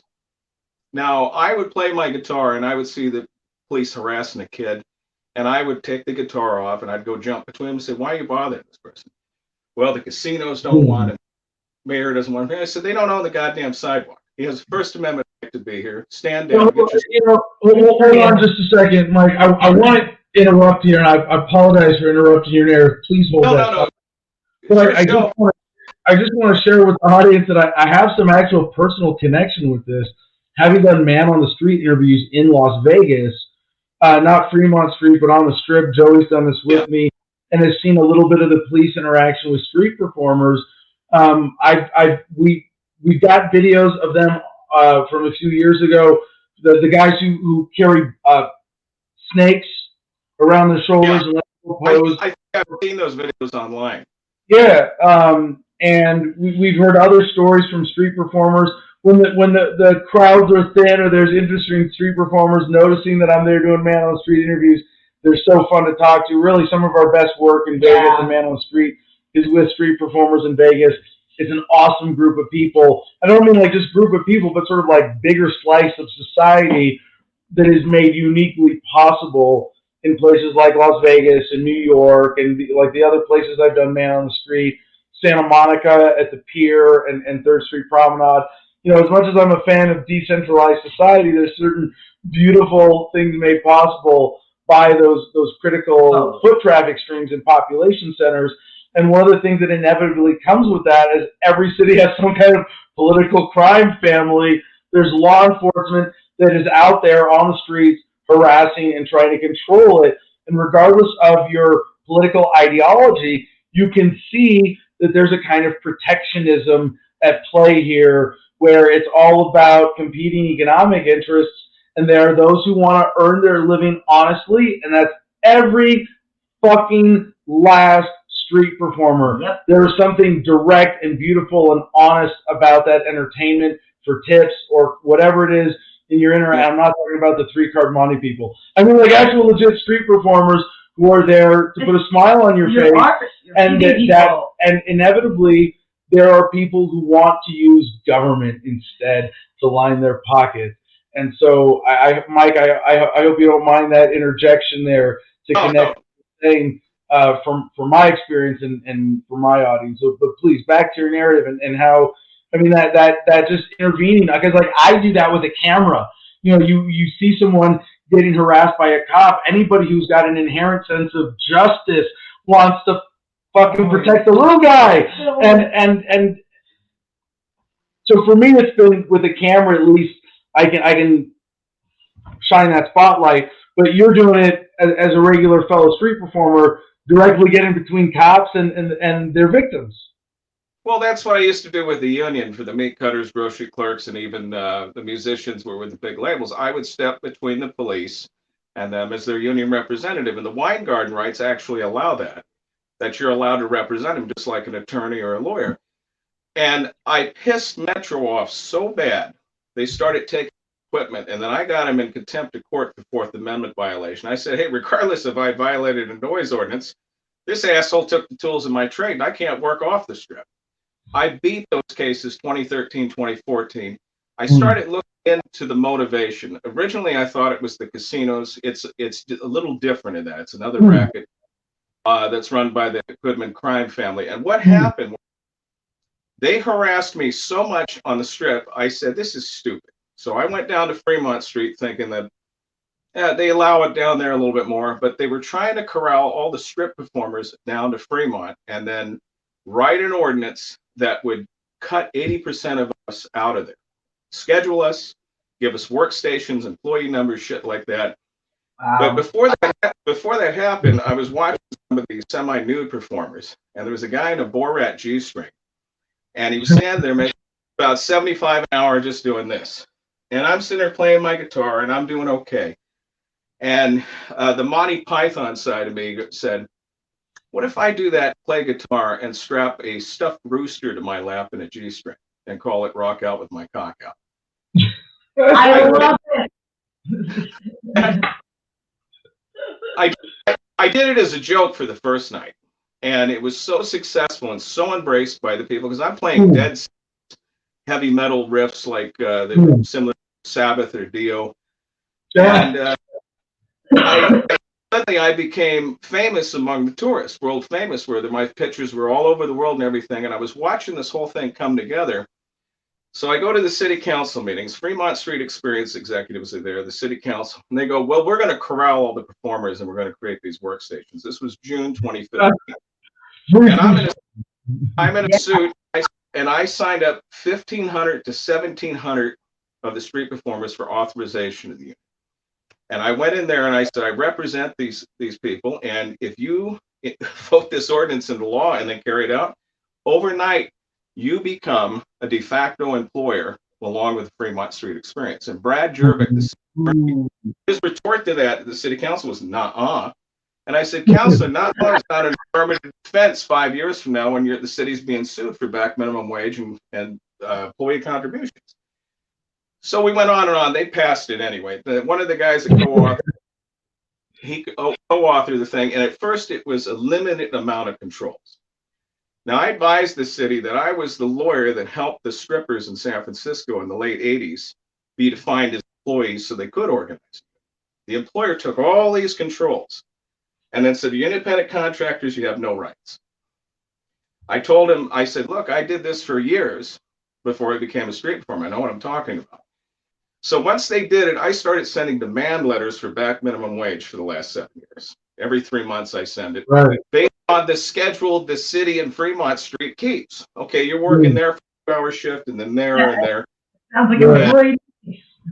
I'm sorry, I couldn't hear you. That sounds like an employee to me if the state schedule. Oh, yeah. Oh, I mean, at a glance, it's an employer relationship.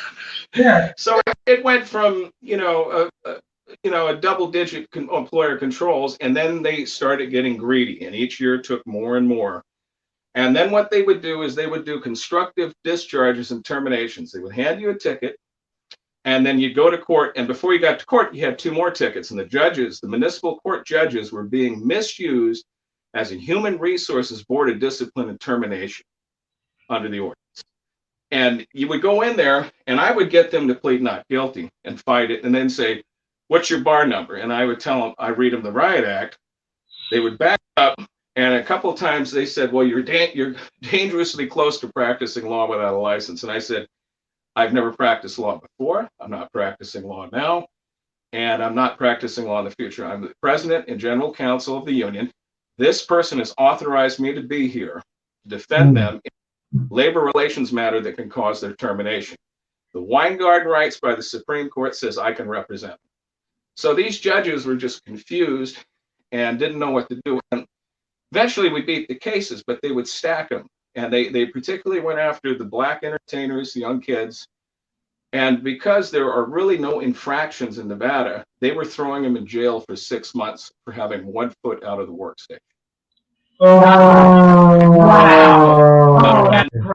And the law law would only give them so much, but what they would do is say, well, you know what, you got these 5 street performer violations. Why don't you agree to stay off of Fremont and the Strip for 1 year? And you got no jail time. But there was no law. You could go to the judge, prosecutor, and go like this, and still they couldn't do that to you. You had to voluntarily do it. And what I call it bullying, right? What's that? Well, plea deals and bullying. Oh yeah, it's racketeering is what it is. It's a RICO statute thing. So I would go in there, and originally the conspiracy between the mayor and the original sheriff in 2009 was to clear all street performers and homeless off the Strip and Fremont Street by 2016. Well, the anomaly of me walking in there as a street performer who used to get paid the big bucks to fight this for the 2 big unions was something they didn't count on. And I didn't do it for any money. I did it because for the first time in my union career, I essentially was rank and file with these same people. If they could do it to them, they could do it to me. And I felt that it was my duty and my conscience, spiritually everything, to step between the police, the city, and the courts and do this at my own peril, which is coming to fruition per se. So we got a majority of the union, and they just kept taking more and more controls. They're up to 400 controls now. And every time we filed an unfair labor practice with the National Labor Relations Board, 2 or 3 times a year from 2016 to this year, the board would sit on it. Even though a lot of the labor laws changed to let gig workers organize that would have normally been independent contractors in the past, they would let it drag because, oh God, the government would go, oh, it's just those street performers. And I would say those street performers that are, by virtue of being in a public place performing, are protecting the First Amendment for everybody. Why do you look down? You got, from performers, you got every level of talent, skill, and background. You got people who have nothing, and you got people with college degrees, and you got people like me that are in between.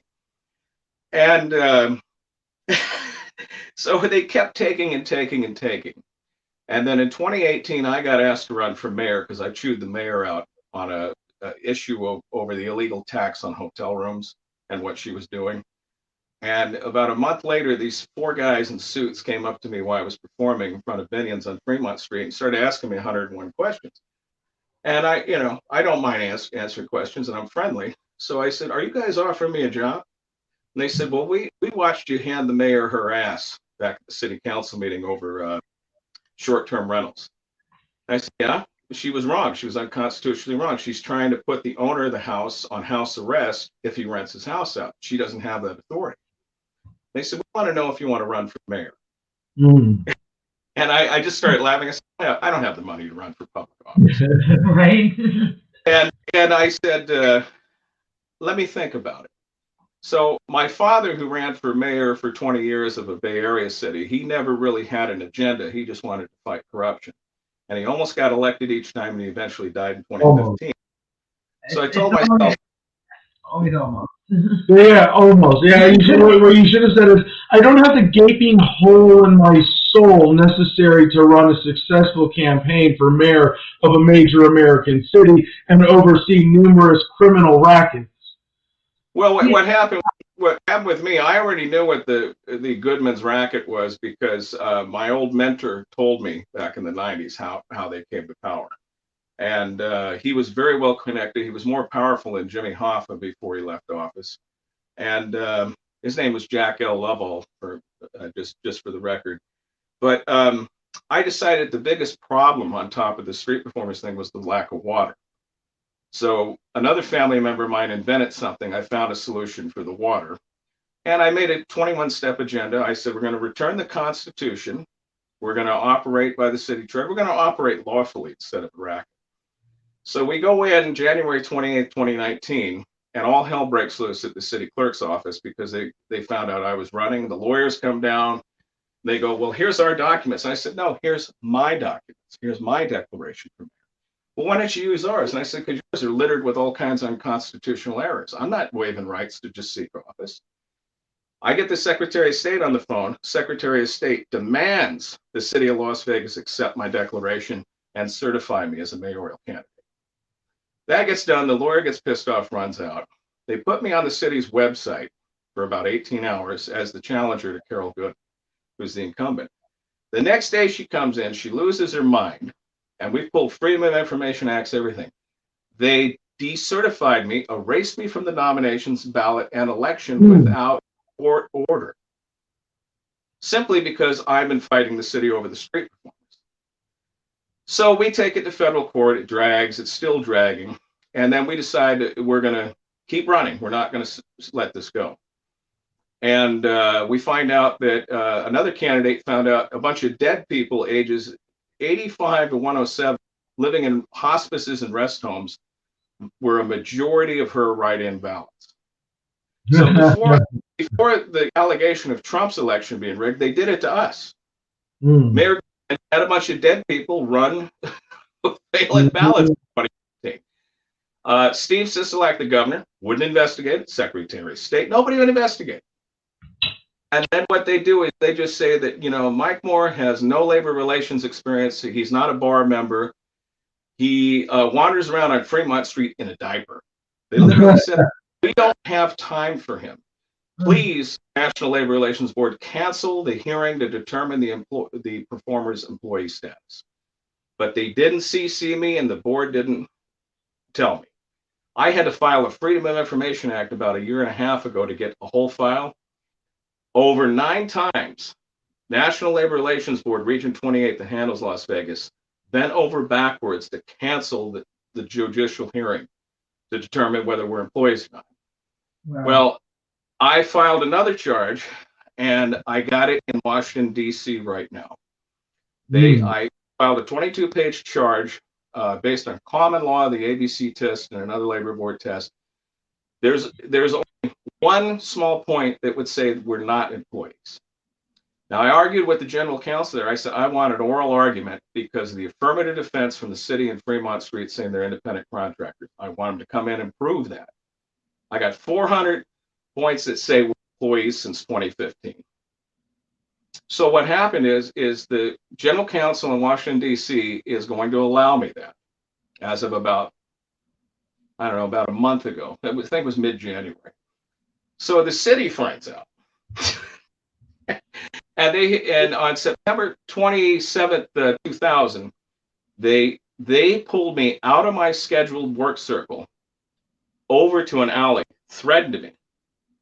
They said I was performing during the light show was a violation of the city ordinance company policy.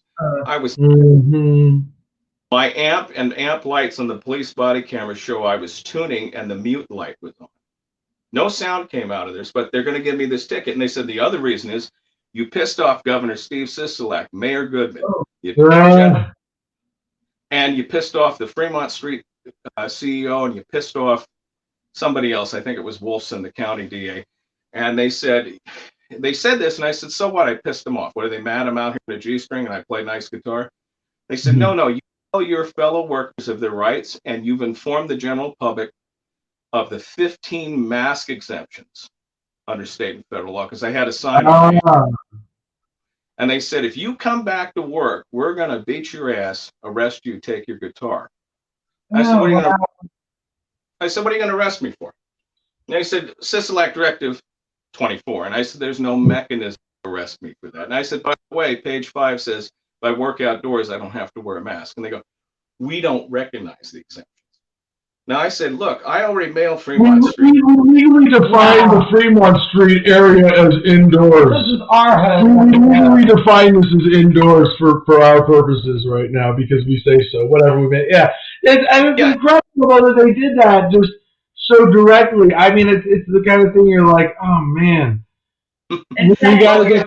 Hey, that's what prompted the video that you posted on YouTube. Yeah, is this the whole thing? Yeah, that body cam's on YouTube, and it took me almost a year to get discovered. Yeah, because they gave me the ticket September 2020, and I realized if I went back, because see, they pulled me to an alley away from witnesses behind Four Queens Casino, no cameras. They had their hands on their guns. And normally I'm the bravest guy against cops, and I go, this is the part where the union organizer gets fucking killed or shot, like back in the 30s. Yeah, I get away with now, but not at all. It's sort of harder for them, those, to get away with murder the way they used to be able to kind of willy-nilly just kill people who got in the way. but it's not unheard of. And I want to say that I admire your activism, and that in a way, I want my audience to appreciate, as much as I've been to jail and faced down cops, I have kind of deftly avoided going after individuals. And what informed me was Michael Hastings covering a few generals at the Pentagon before his mysterious car accident that he died in. And I'm like, you know what? I'll stick to the general, wake people up, challenge the system as a whole in the abstract, rather than go after individuals who have specific rackets, because that's how you get murdered. And at least in this day and age, threatened like that and legally harassed is the equivalent. You are absolutely correct, and no shame in anything you got to do to protect yourself once that threat has been raised. Yeah, it's not going to work anymore. And I've noticed over the years, being a lawyer and a union representative, there is a parasitical phantom government riding on top of our republic. And everything, the courts, I'm watching this and I go, you know what, that is like an echo of the real government. And some people say it has to do with the United States being a corporation in the late 19th century and things like that. And that's a whole other story. But I've seen it, and it's here. There's Sure. They operate, and I evaluated the situation, and I said, I go back, I'm going to get beat up, arrested. They said they're going to take my guitar and throw me in jail. I said, if you're going to continue this interrogation, I want my union representative here under Weinberg. You ask for a union representative again, you're going to jail. I said, I want your supervisor. You ask for a supervisor, you're going to jail. And now I had my guitars and shit with me, and I'm like, I know what happens when they did this before. They break the shit and impound and all that. So they basically said, if you come back to Fremont Street, we're going to beat you up, arrest you, take your shit. So I get the ticket, and it's for performing during the light show. I go to court. They keep dragging it out. I filed a defendant in error because I have no contract with the state out there. And I said, unless you're going to give me a W-2 and make me an employee, we have no agreement. I'm not bound by company policy. And they said, well, you were operating during the overhead light show. And I said, overhead light show. And I played stupid. I got the prosecutor to say on the record, I said, what is that? And he says, well, that's operated by the Fremont Street Experience. And I said, well, that's commercial speech, and my speech is free speech. And the Hudson River decision in New York says that free speech comes before commercial speech. Your Honor, you need to dismiss this. I filed motion after motion to dismiss essentially what was a equivalent of a jaywalking ticket. The city has spent $220,000 on prosecuting me over 19 months. It's the only thing they got on the union president here. I don't break the law. I don't, do a bunch of illegal shit. I organize units. And then with this acceleration of the labor board situation, they held it over my head. And then what they did is they said, we don't want any jail time. We don't want anything. We just want you to stay out of trouble for 6 months. And I go, it's already been 14 months. And then when I was out of court, they sent an attorney in without my authorization, because I'd never, in like 9 months, I never entered a plea. Just motions to dismiss. This attorney, his bar number is 4528 in Nevada, comes in, says, I represent Michael Troy Moore. We're entering a plea not guilty. He leaves without my knowledge. He comes back in 2 days before I'm scheduled to be on the record, withdraws. And then a public defender walks up and says, I'm here to represent you. And I go, whoa, wait a minute. What's going on here? I never got a financial disclosure to see if I qualified for a public defender. There's no jail time. What's going on here? Judge panics. Judge Hastings. And he says, we need to go off the record. And I said, I'm not comfortable going off the record. So he says, humorous, Mr. Moore, we have some housekeeping. He goes off the record. He dismisses the public defender. And he says, Mr. Moore, if you fight this and you lose, you're only going to get a maximum $1,000 fine. There's no jail time. And we go back in the thing, and the city prosecutor's office offers me what's called a submittal. It's on a piece of paper where it's printed, no contest, not guilty, guilty. Draws it in with a Sharpie and says, if you agree to a submittal 6 months out of trouble, we will let this go. And I said, what happens if I get in trouble? He goes, well, then you go to jail for 6 months. And I said, even if I'm not convicted of the secondary? He says, yes, Because They're this is, just gonna pull you. They're just gonna come threaten you again and charge you with some frivolous nothing. So we all know. well, what was happening at the time is, in Fremont Street, filed a complaint with the Nevada State Bar, and Tiffany, a bar investigator, contacted me. And we had a 1-hour interview, and eventually I gave her the 25 reasons why I don't have to be in the bar. And it turns out the city was trying to get me for practicing law without a license. After she interviewed me for an hour and a half, she says, well, can you just drop the ESQ off of one of your emails? I said, no. I said, why don't you send me an application to join the bar? You guys are a union. Why aren't you trying to organize? So she never sent me the complaint. I had to get it through a Freedom of Information Act. The city and Fremont Street were trying to throw me in jail for practicing law without a license, civilly and criminally. Now, she said it was signed by Brad Jerbick, December 3rd, 2020. However, Brad Jerbick retired as city attorney July 1st, 2020. So these assholes, all inclusion, the mayor, the people that work for the city court, city prosecutor's office, Fremont Street, and Paul Bloomfield, who tried to kill one of my witnesses in there, a guy named Jeff Hunt. Tried to kill him, and I submitted an affidavit because he was helping us. They ran 6 other people out of town on my witness list. So I'm sitting back, and I told the court that I have to leave town on September 1st to deal with my pension with the other unions, because I'm in pension appeals in DC and the Bay Area. They said, that's fine. I said, I can't promise I can be here. He says, well, if you take the submittal, it's over with. And I said, I'm going to go research the submittal, get back to you. Well, it's good till September 10th. Well, September 1st, I entered into the record, no contest. I pulled from the court record that there was a fine, $308. I paid it, affidavits, notarized everything, no contest, fine paid. I can't receive a fair trial in this courtroom due to conflicts of interest. You all work for the mayor who I ran against.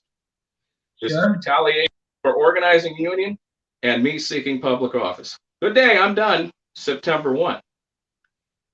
Late December, the prosecutor emails me and says, we'd like you to sign a waiver of constitutional rights.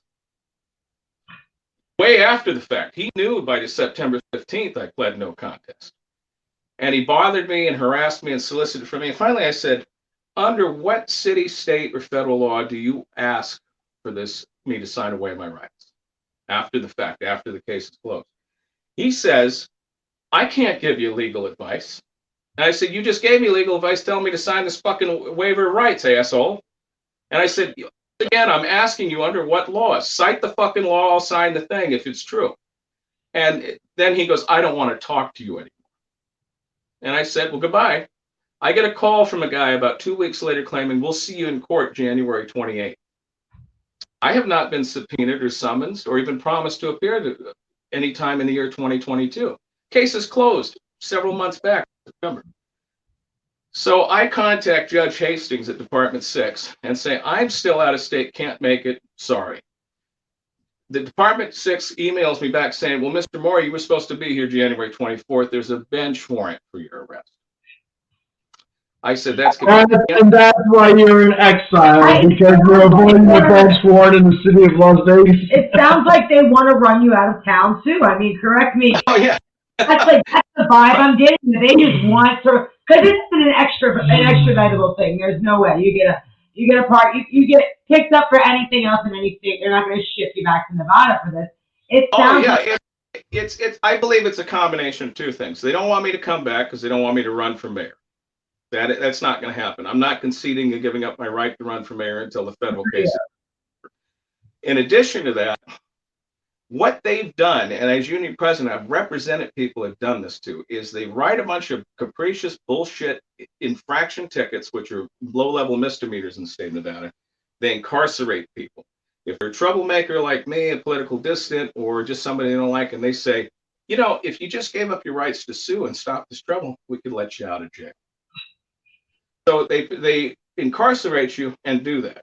Now, what's happened was I filed my motion to quash, 8 motions to quash with the new judge, because magically 5 days after the Judge Hastings got my quash motion, they parade him in front of the mayor and the city council, and they say, "Thank you for your service. He's retiring out of term before his term's over early, And he got a big bonus, golden parachute. And from what I understand, they even gave him extra pension years that he wasn't on the clock for. So then I get a judge named Nordstrom, and she apparently turned down my motion to quash. Turns out she assists the bar in prosecuting people who practice law without a license. One of the things they were going to try to entrap me. You're a threat to the whole lawyer racket. Then that's exactly what it is. You're a threat to the whole lawyer racket. Yeah, I guess so. The thing is the people I represent can't afford them, and they're not doing pro bono work, so screw them.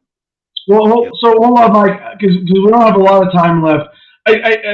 You'll have to indulge me. I want to go back and touch on something you said, and challenge you to maybe go a little deeper with us before we give you a chance to catch up on where we are now and where you're hoping to go with this. But it is important to address this bigger issue of understanding of the nature of government. Yeah. As you said, and it sounded really brilliant. Excuse me, I want to go back if you can. Sure. Give me the exact. I'm having a little trouble hearing you, but go ahead. Yeah, you said something about a shadow government on top of our republic. Was that Joe? Yes. My own observation from being in courtrooms arguing with these black magic people is, I would say, even if there is no magic, they certainly operate by ritualistic magic in there, even if they're pretending. Oh, yeah. And colors of hopes, things like that. Men my age told me back in the day that I've seen come to pass. This shit sounded crazy when I was a little kid. And what I've coined, I coined the phrase bar exempt attorney or bar exempt lawyer. I'm not an attorney by any means. I'm a lawyer, general counsel, or esquire.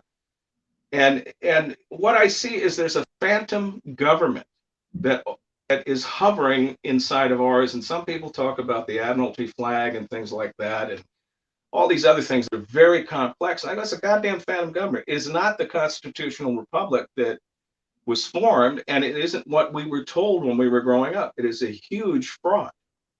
Well, so here's where I need to put you on the spot and ask the fundamental question. That's a great extrapolation of your statement earlier, and the sentiment I think is very important in waking up, but it seems almost naively idealistic to suggest that the core of our republic, or a constitution that authorizes a central bank and taxation and the standing army, and in its first iteration legitimized slavery, as somehow the ideal that is being denied by the corrupt actors that you are face to face with, but that rather it is fundamental to the nature of government itself as a coercive entity. To say that it is a shadow government on top, or a phantom of corruption on top of a core of legitimacy, it is to suggest that at its core, this concept of coercive constitutional government is even legitimate and has some hope of being rescued,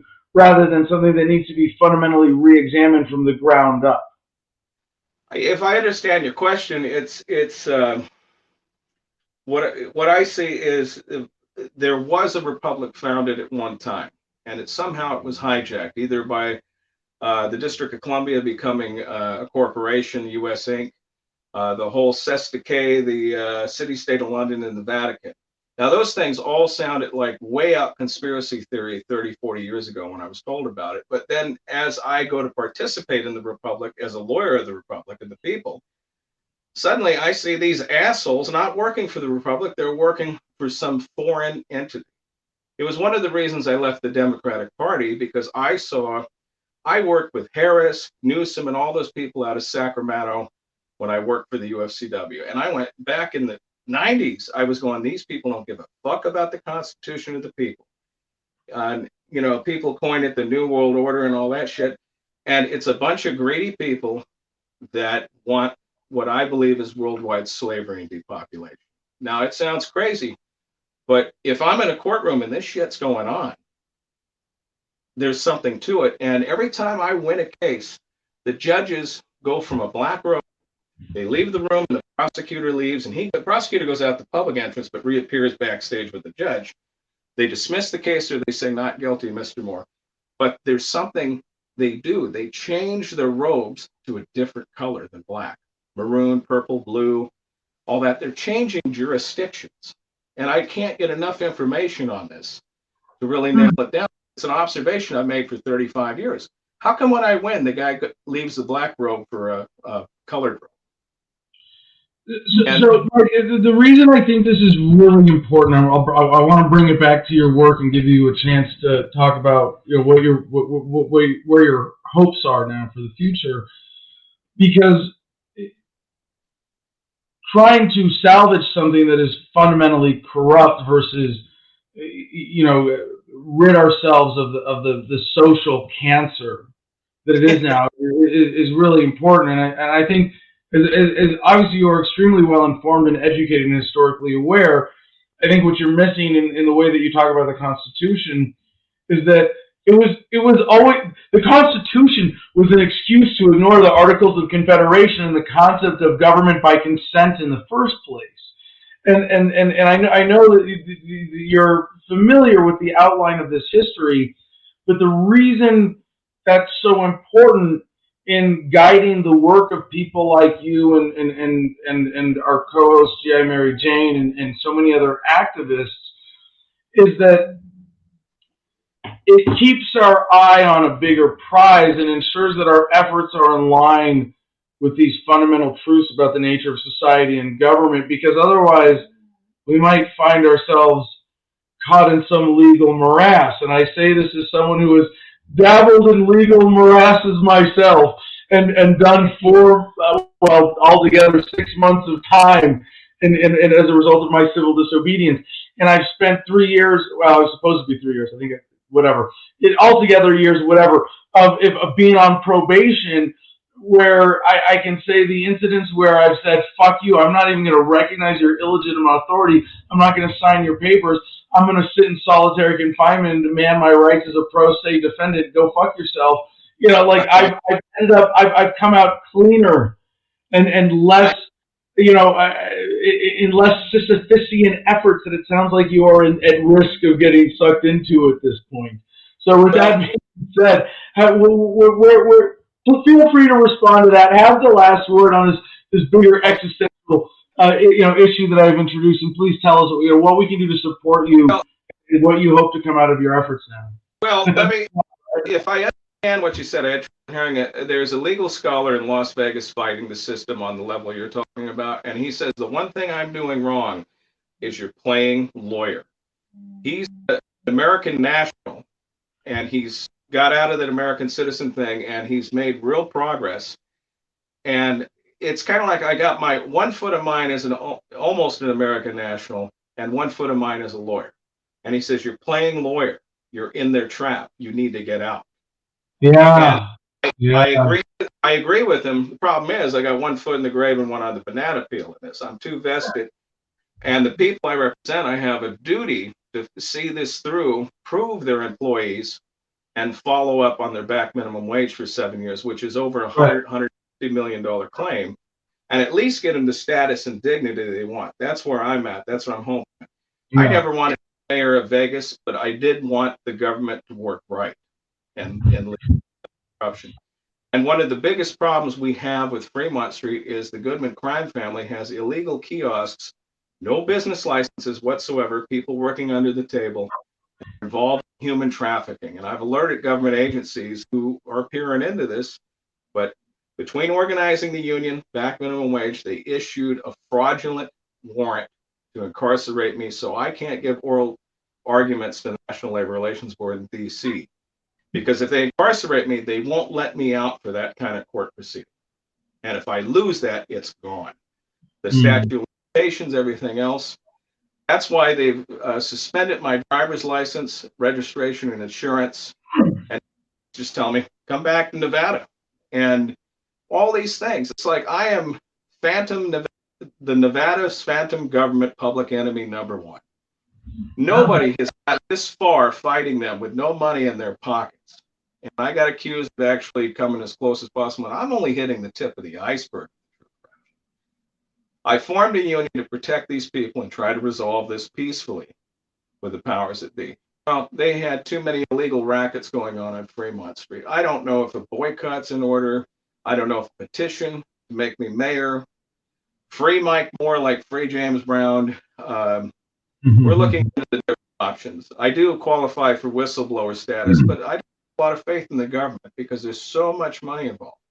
We've had 7 federal cases spinning for 5 or 6 years in the federal courthouse down there, where we can't even say, "Good morning, Your Honor, here's our argument."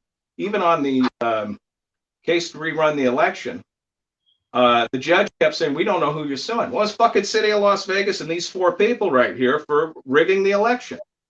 We don't know who you're suing. And then even with my own federal lawsuit for my pension, because my former union's trying to cut my pension by 80%, but I have all my records, I sued them under ERISA.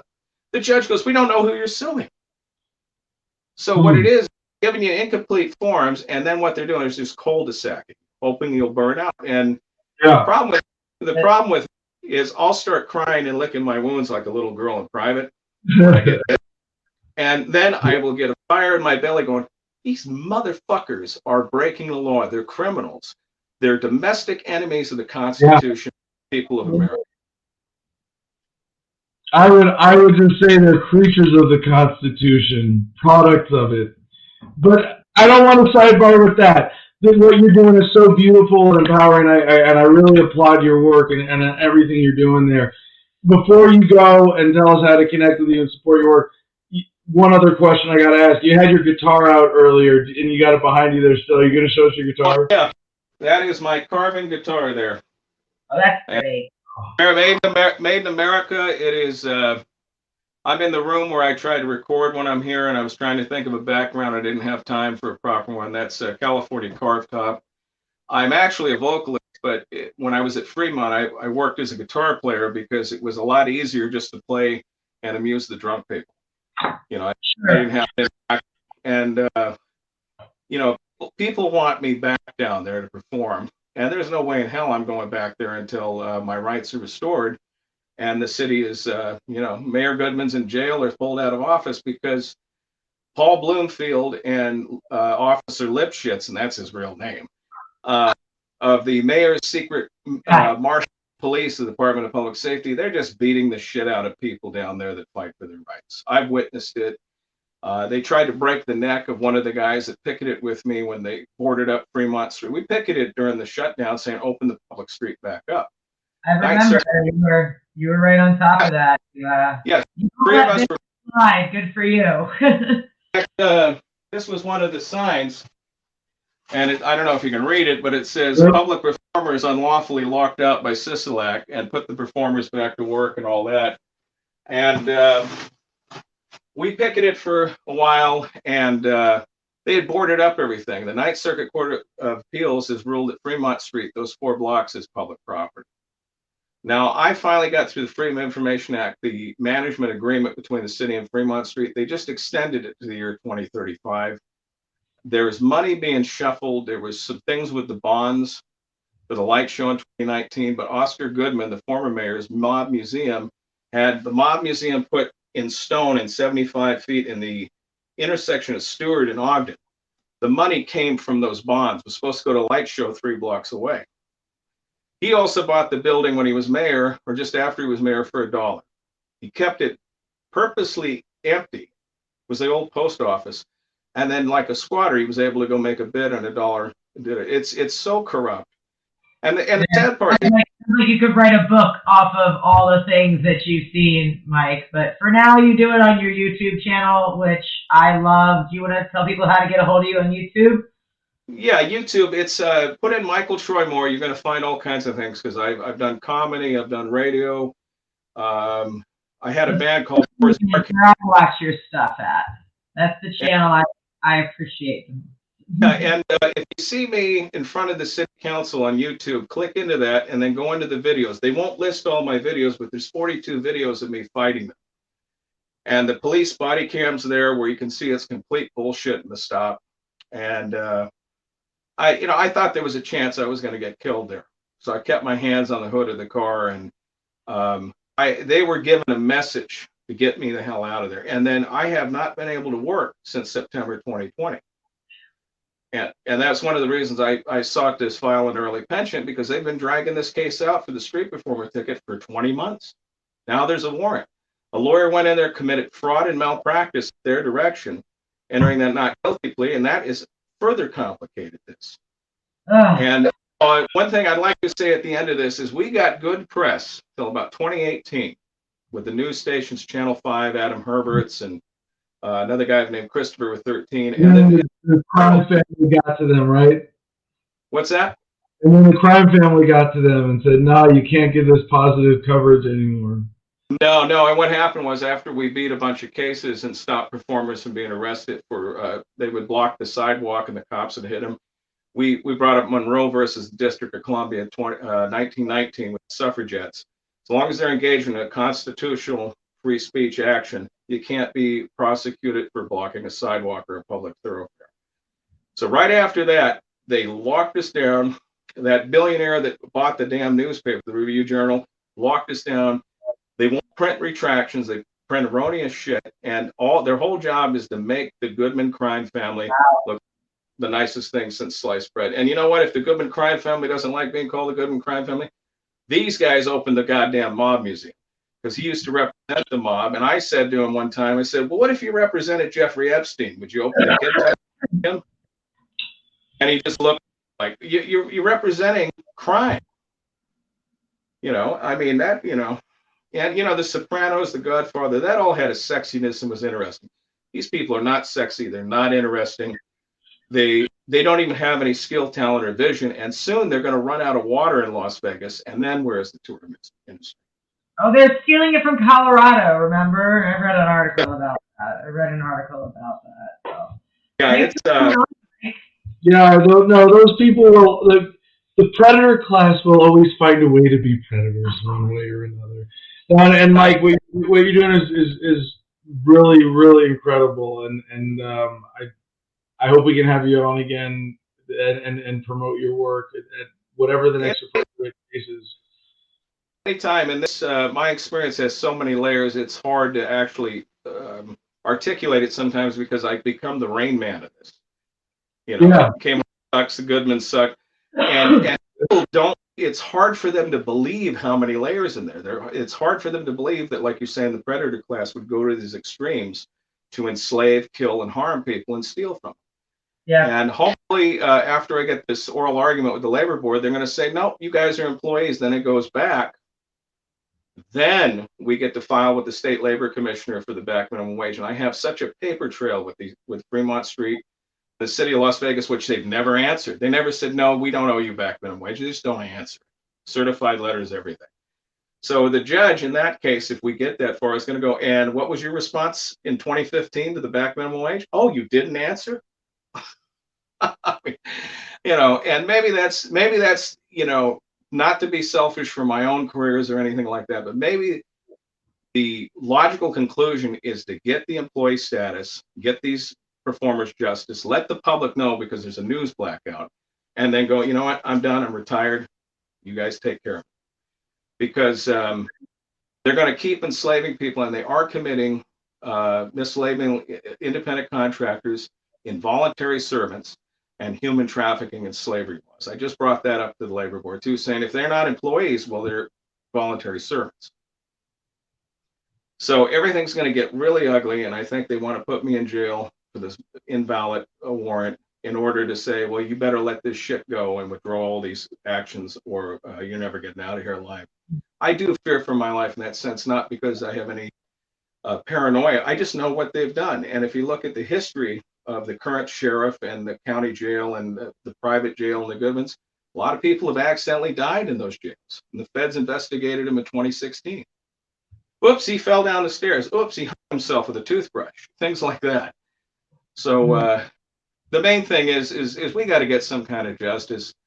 And, these guys are violating every natural, universal, common law, everything, and nobody's doing anything about it. And I certainly am not. Mike, I know justice delayed is justice denied, as MLK would say on this, but you got to stay alive to see it.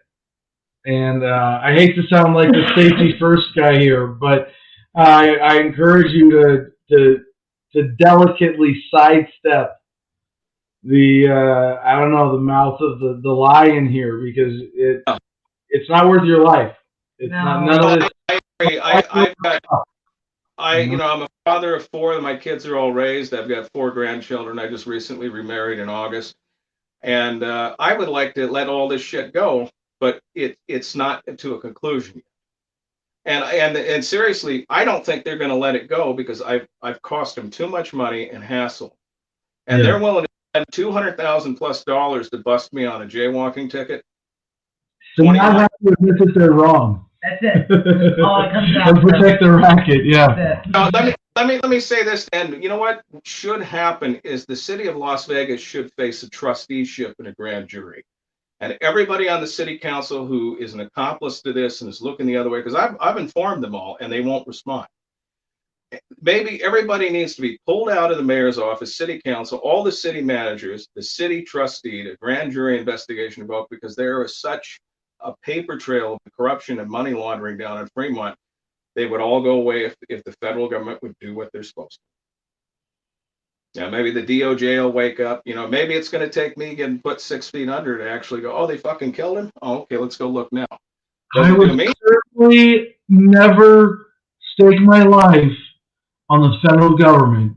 Yeah, I agree. I mean, when I was... that's where the rubber meets the road about my point earlier. And that's why you got to step back and ask that bigger question about what is the nature of government. Because if you hold on to some fantasy that, federal politicians are somehow less corrupt. No, they will. And Michael, if I could give you one piece of advice and really considering this and understanding your power in this, they will, the only reason a judge will ever hold a cop accountable is in order to maintain the credibility of the system to protect the overall racket. Your power is in embarrassing them and holding them accountable that way and shining the light. But if you target individuals and you put individual people who control cops and you put their livelihoods at risk, they take it a little, eventually. They take it a little personal. And with me, I really didn't give a shit when I was a performer in the beginning what rackets they had going. I'm performing just to feed myself because I've been blacklisted to work a regular day job. And they came and attacked me and my fellow workers. I formed a union to stop them, and that's why they're on. That's the nature. Sorry, that's our technical difficulties here. Did you have any other questions? Did you have any questions? No, I mean, is there any other information that people need for how to connect with you? Well, trying to think what email. I'm on Facebook. I'm on Twitter. I'm on not Twitter. Yeah, I'm on Twitter as More for Mayor, and Instagram is Rock Out with Your Cock Out, and then More for Mayor on TikTok. An email for me is Michael Troy Moore, ESQ@AOL.com. I'm probably one of the original people that got on America Online back in the day. My kids make me for it, but Michael Troy Moore at AOL or Michael Troy Moore ESQ@AOL.com. I think it is my purpose to disseminate as much information as I can, and maybe it'll help other people. The main thing is, they said you can't fight City Hall, and I always said you got to have balls to fight City Hall.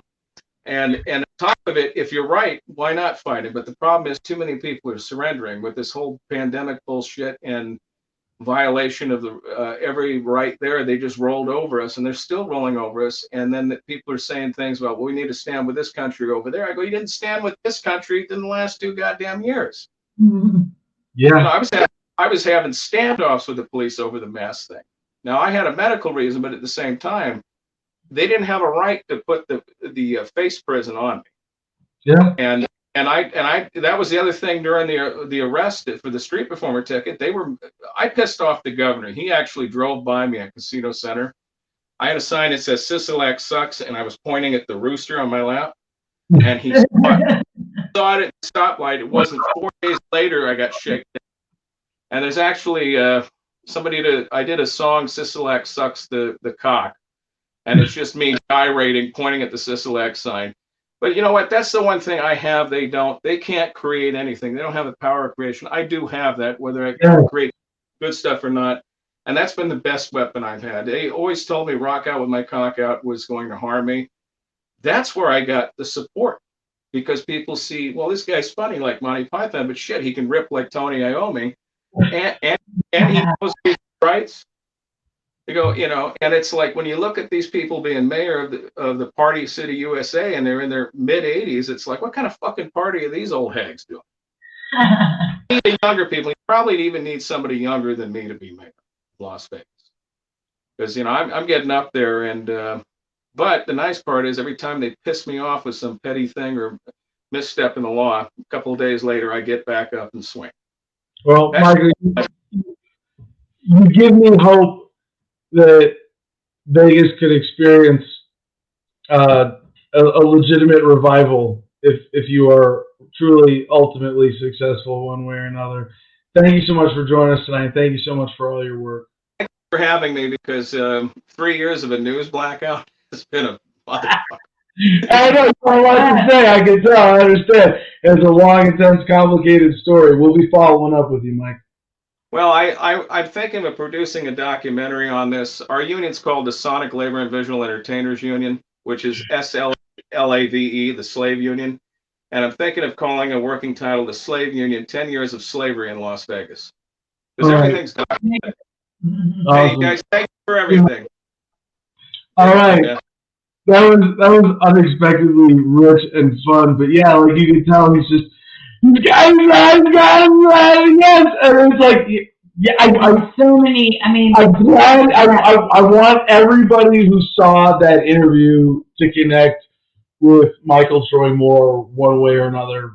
Follow him, connect with him. If you're in the area, if you support that work, yes, it is. That's what it is. Follow him on YouTube. The Slave Union on YouTube for our audio. I mean, I can keep going on this because I'm excited about Las Vegas revival and thinking, you know what? It's so much more than that, because of humanity.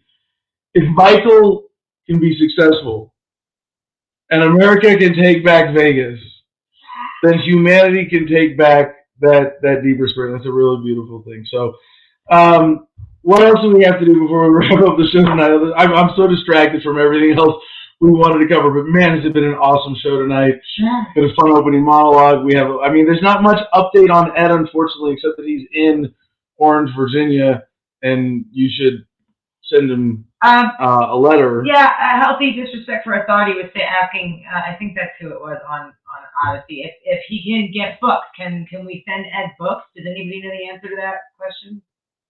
No, yes. Try it. We'll try.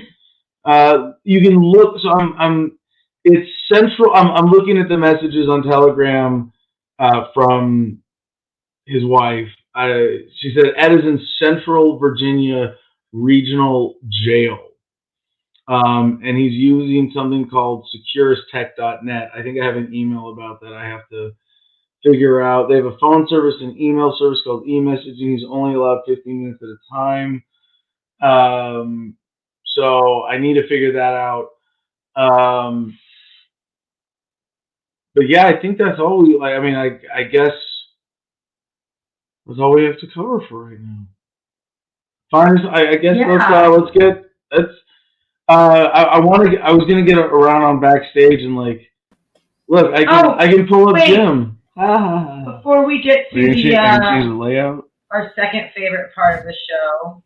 Again, you can do Jim's job. I can fuck with Jim. I wanna mention a fundraiser. We are the 74. We've had Bethany on a few times. This is the group that is representing 74% of Mississippi voters who said yes to medical cannabis. And now finally, a year later, after they all voted yes for it, it's finally getting approved. They tried to block it, but they're doing a fundraiser for the little kids whose pictures they've been featuring for the past few years to try to get this legislation passed. And I think it's really cool that they want to give back to those families to try to help them. These kids are still fighting battles with epilepsy, cancer, God knows what else. They're terrible pictures to look at. It hurts. but this is what lawmakers need to see to get this through. So, yeah, do the We Are the 74 search on the old Facebook. Jim, did I send you that link? Oh, I don't know. I'm sorry, I wasn't ready for that. It's okay. I did, you know. Yeah, you did. You did. I dropped the ball here. I'm getting to it. No worries. Yeah, it's just on Facebook. They're not using GoFundMe or any of these weird platforms, even though I would argue Facebook is just as weird of a platform. But yeah, check this fundraiser out on Facebook. Looks like they've raised $150 with what's their goal there? 180 out of 2,500. So head on over there. Drop $4.20 for the weed kids that are battling every day, and finally have some relief, however small, in Mississippi. So I really, the other things I wanted to cover were, and I'm just going to make us a plug for the Producers Club. There are other legal developments involving Proud Boys, who we've been entertained by over their Ukraine trolling, regarding January 6th in Ed's case and what we would be expecting there. But I will tell people to go to t.me/Adam where we've been sharing all week about that. And with that, Jim, give us the producer notes. Yes, as you said, t.me/Adam vs. Man. You're going to find everything you need regarding the show there. Patreon.com/Adam vs. Man is how you can join the private producers club to get a little bit more insider information, get some inside baseball going on with Adam vs. Man, and HomefrontBattleBuddies.org. As always, theft deductible donations. Check it out. Hit all the buttons. Hope you enjoyed the show. We're way over 2.5 hours. It was a great one. Are we smoking weed one more time? I already didn't close everything out. No, I didn't. I'm lying. Every day,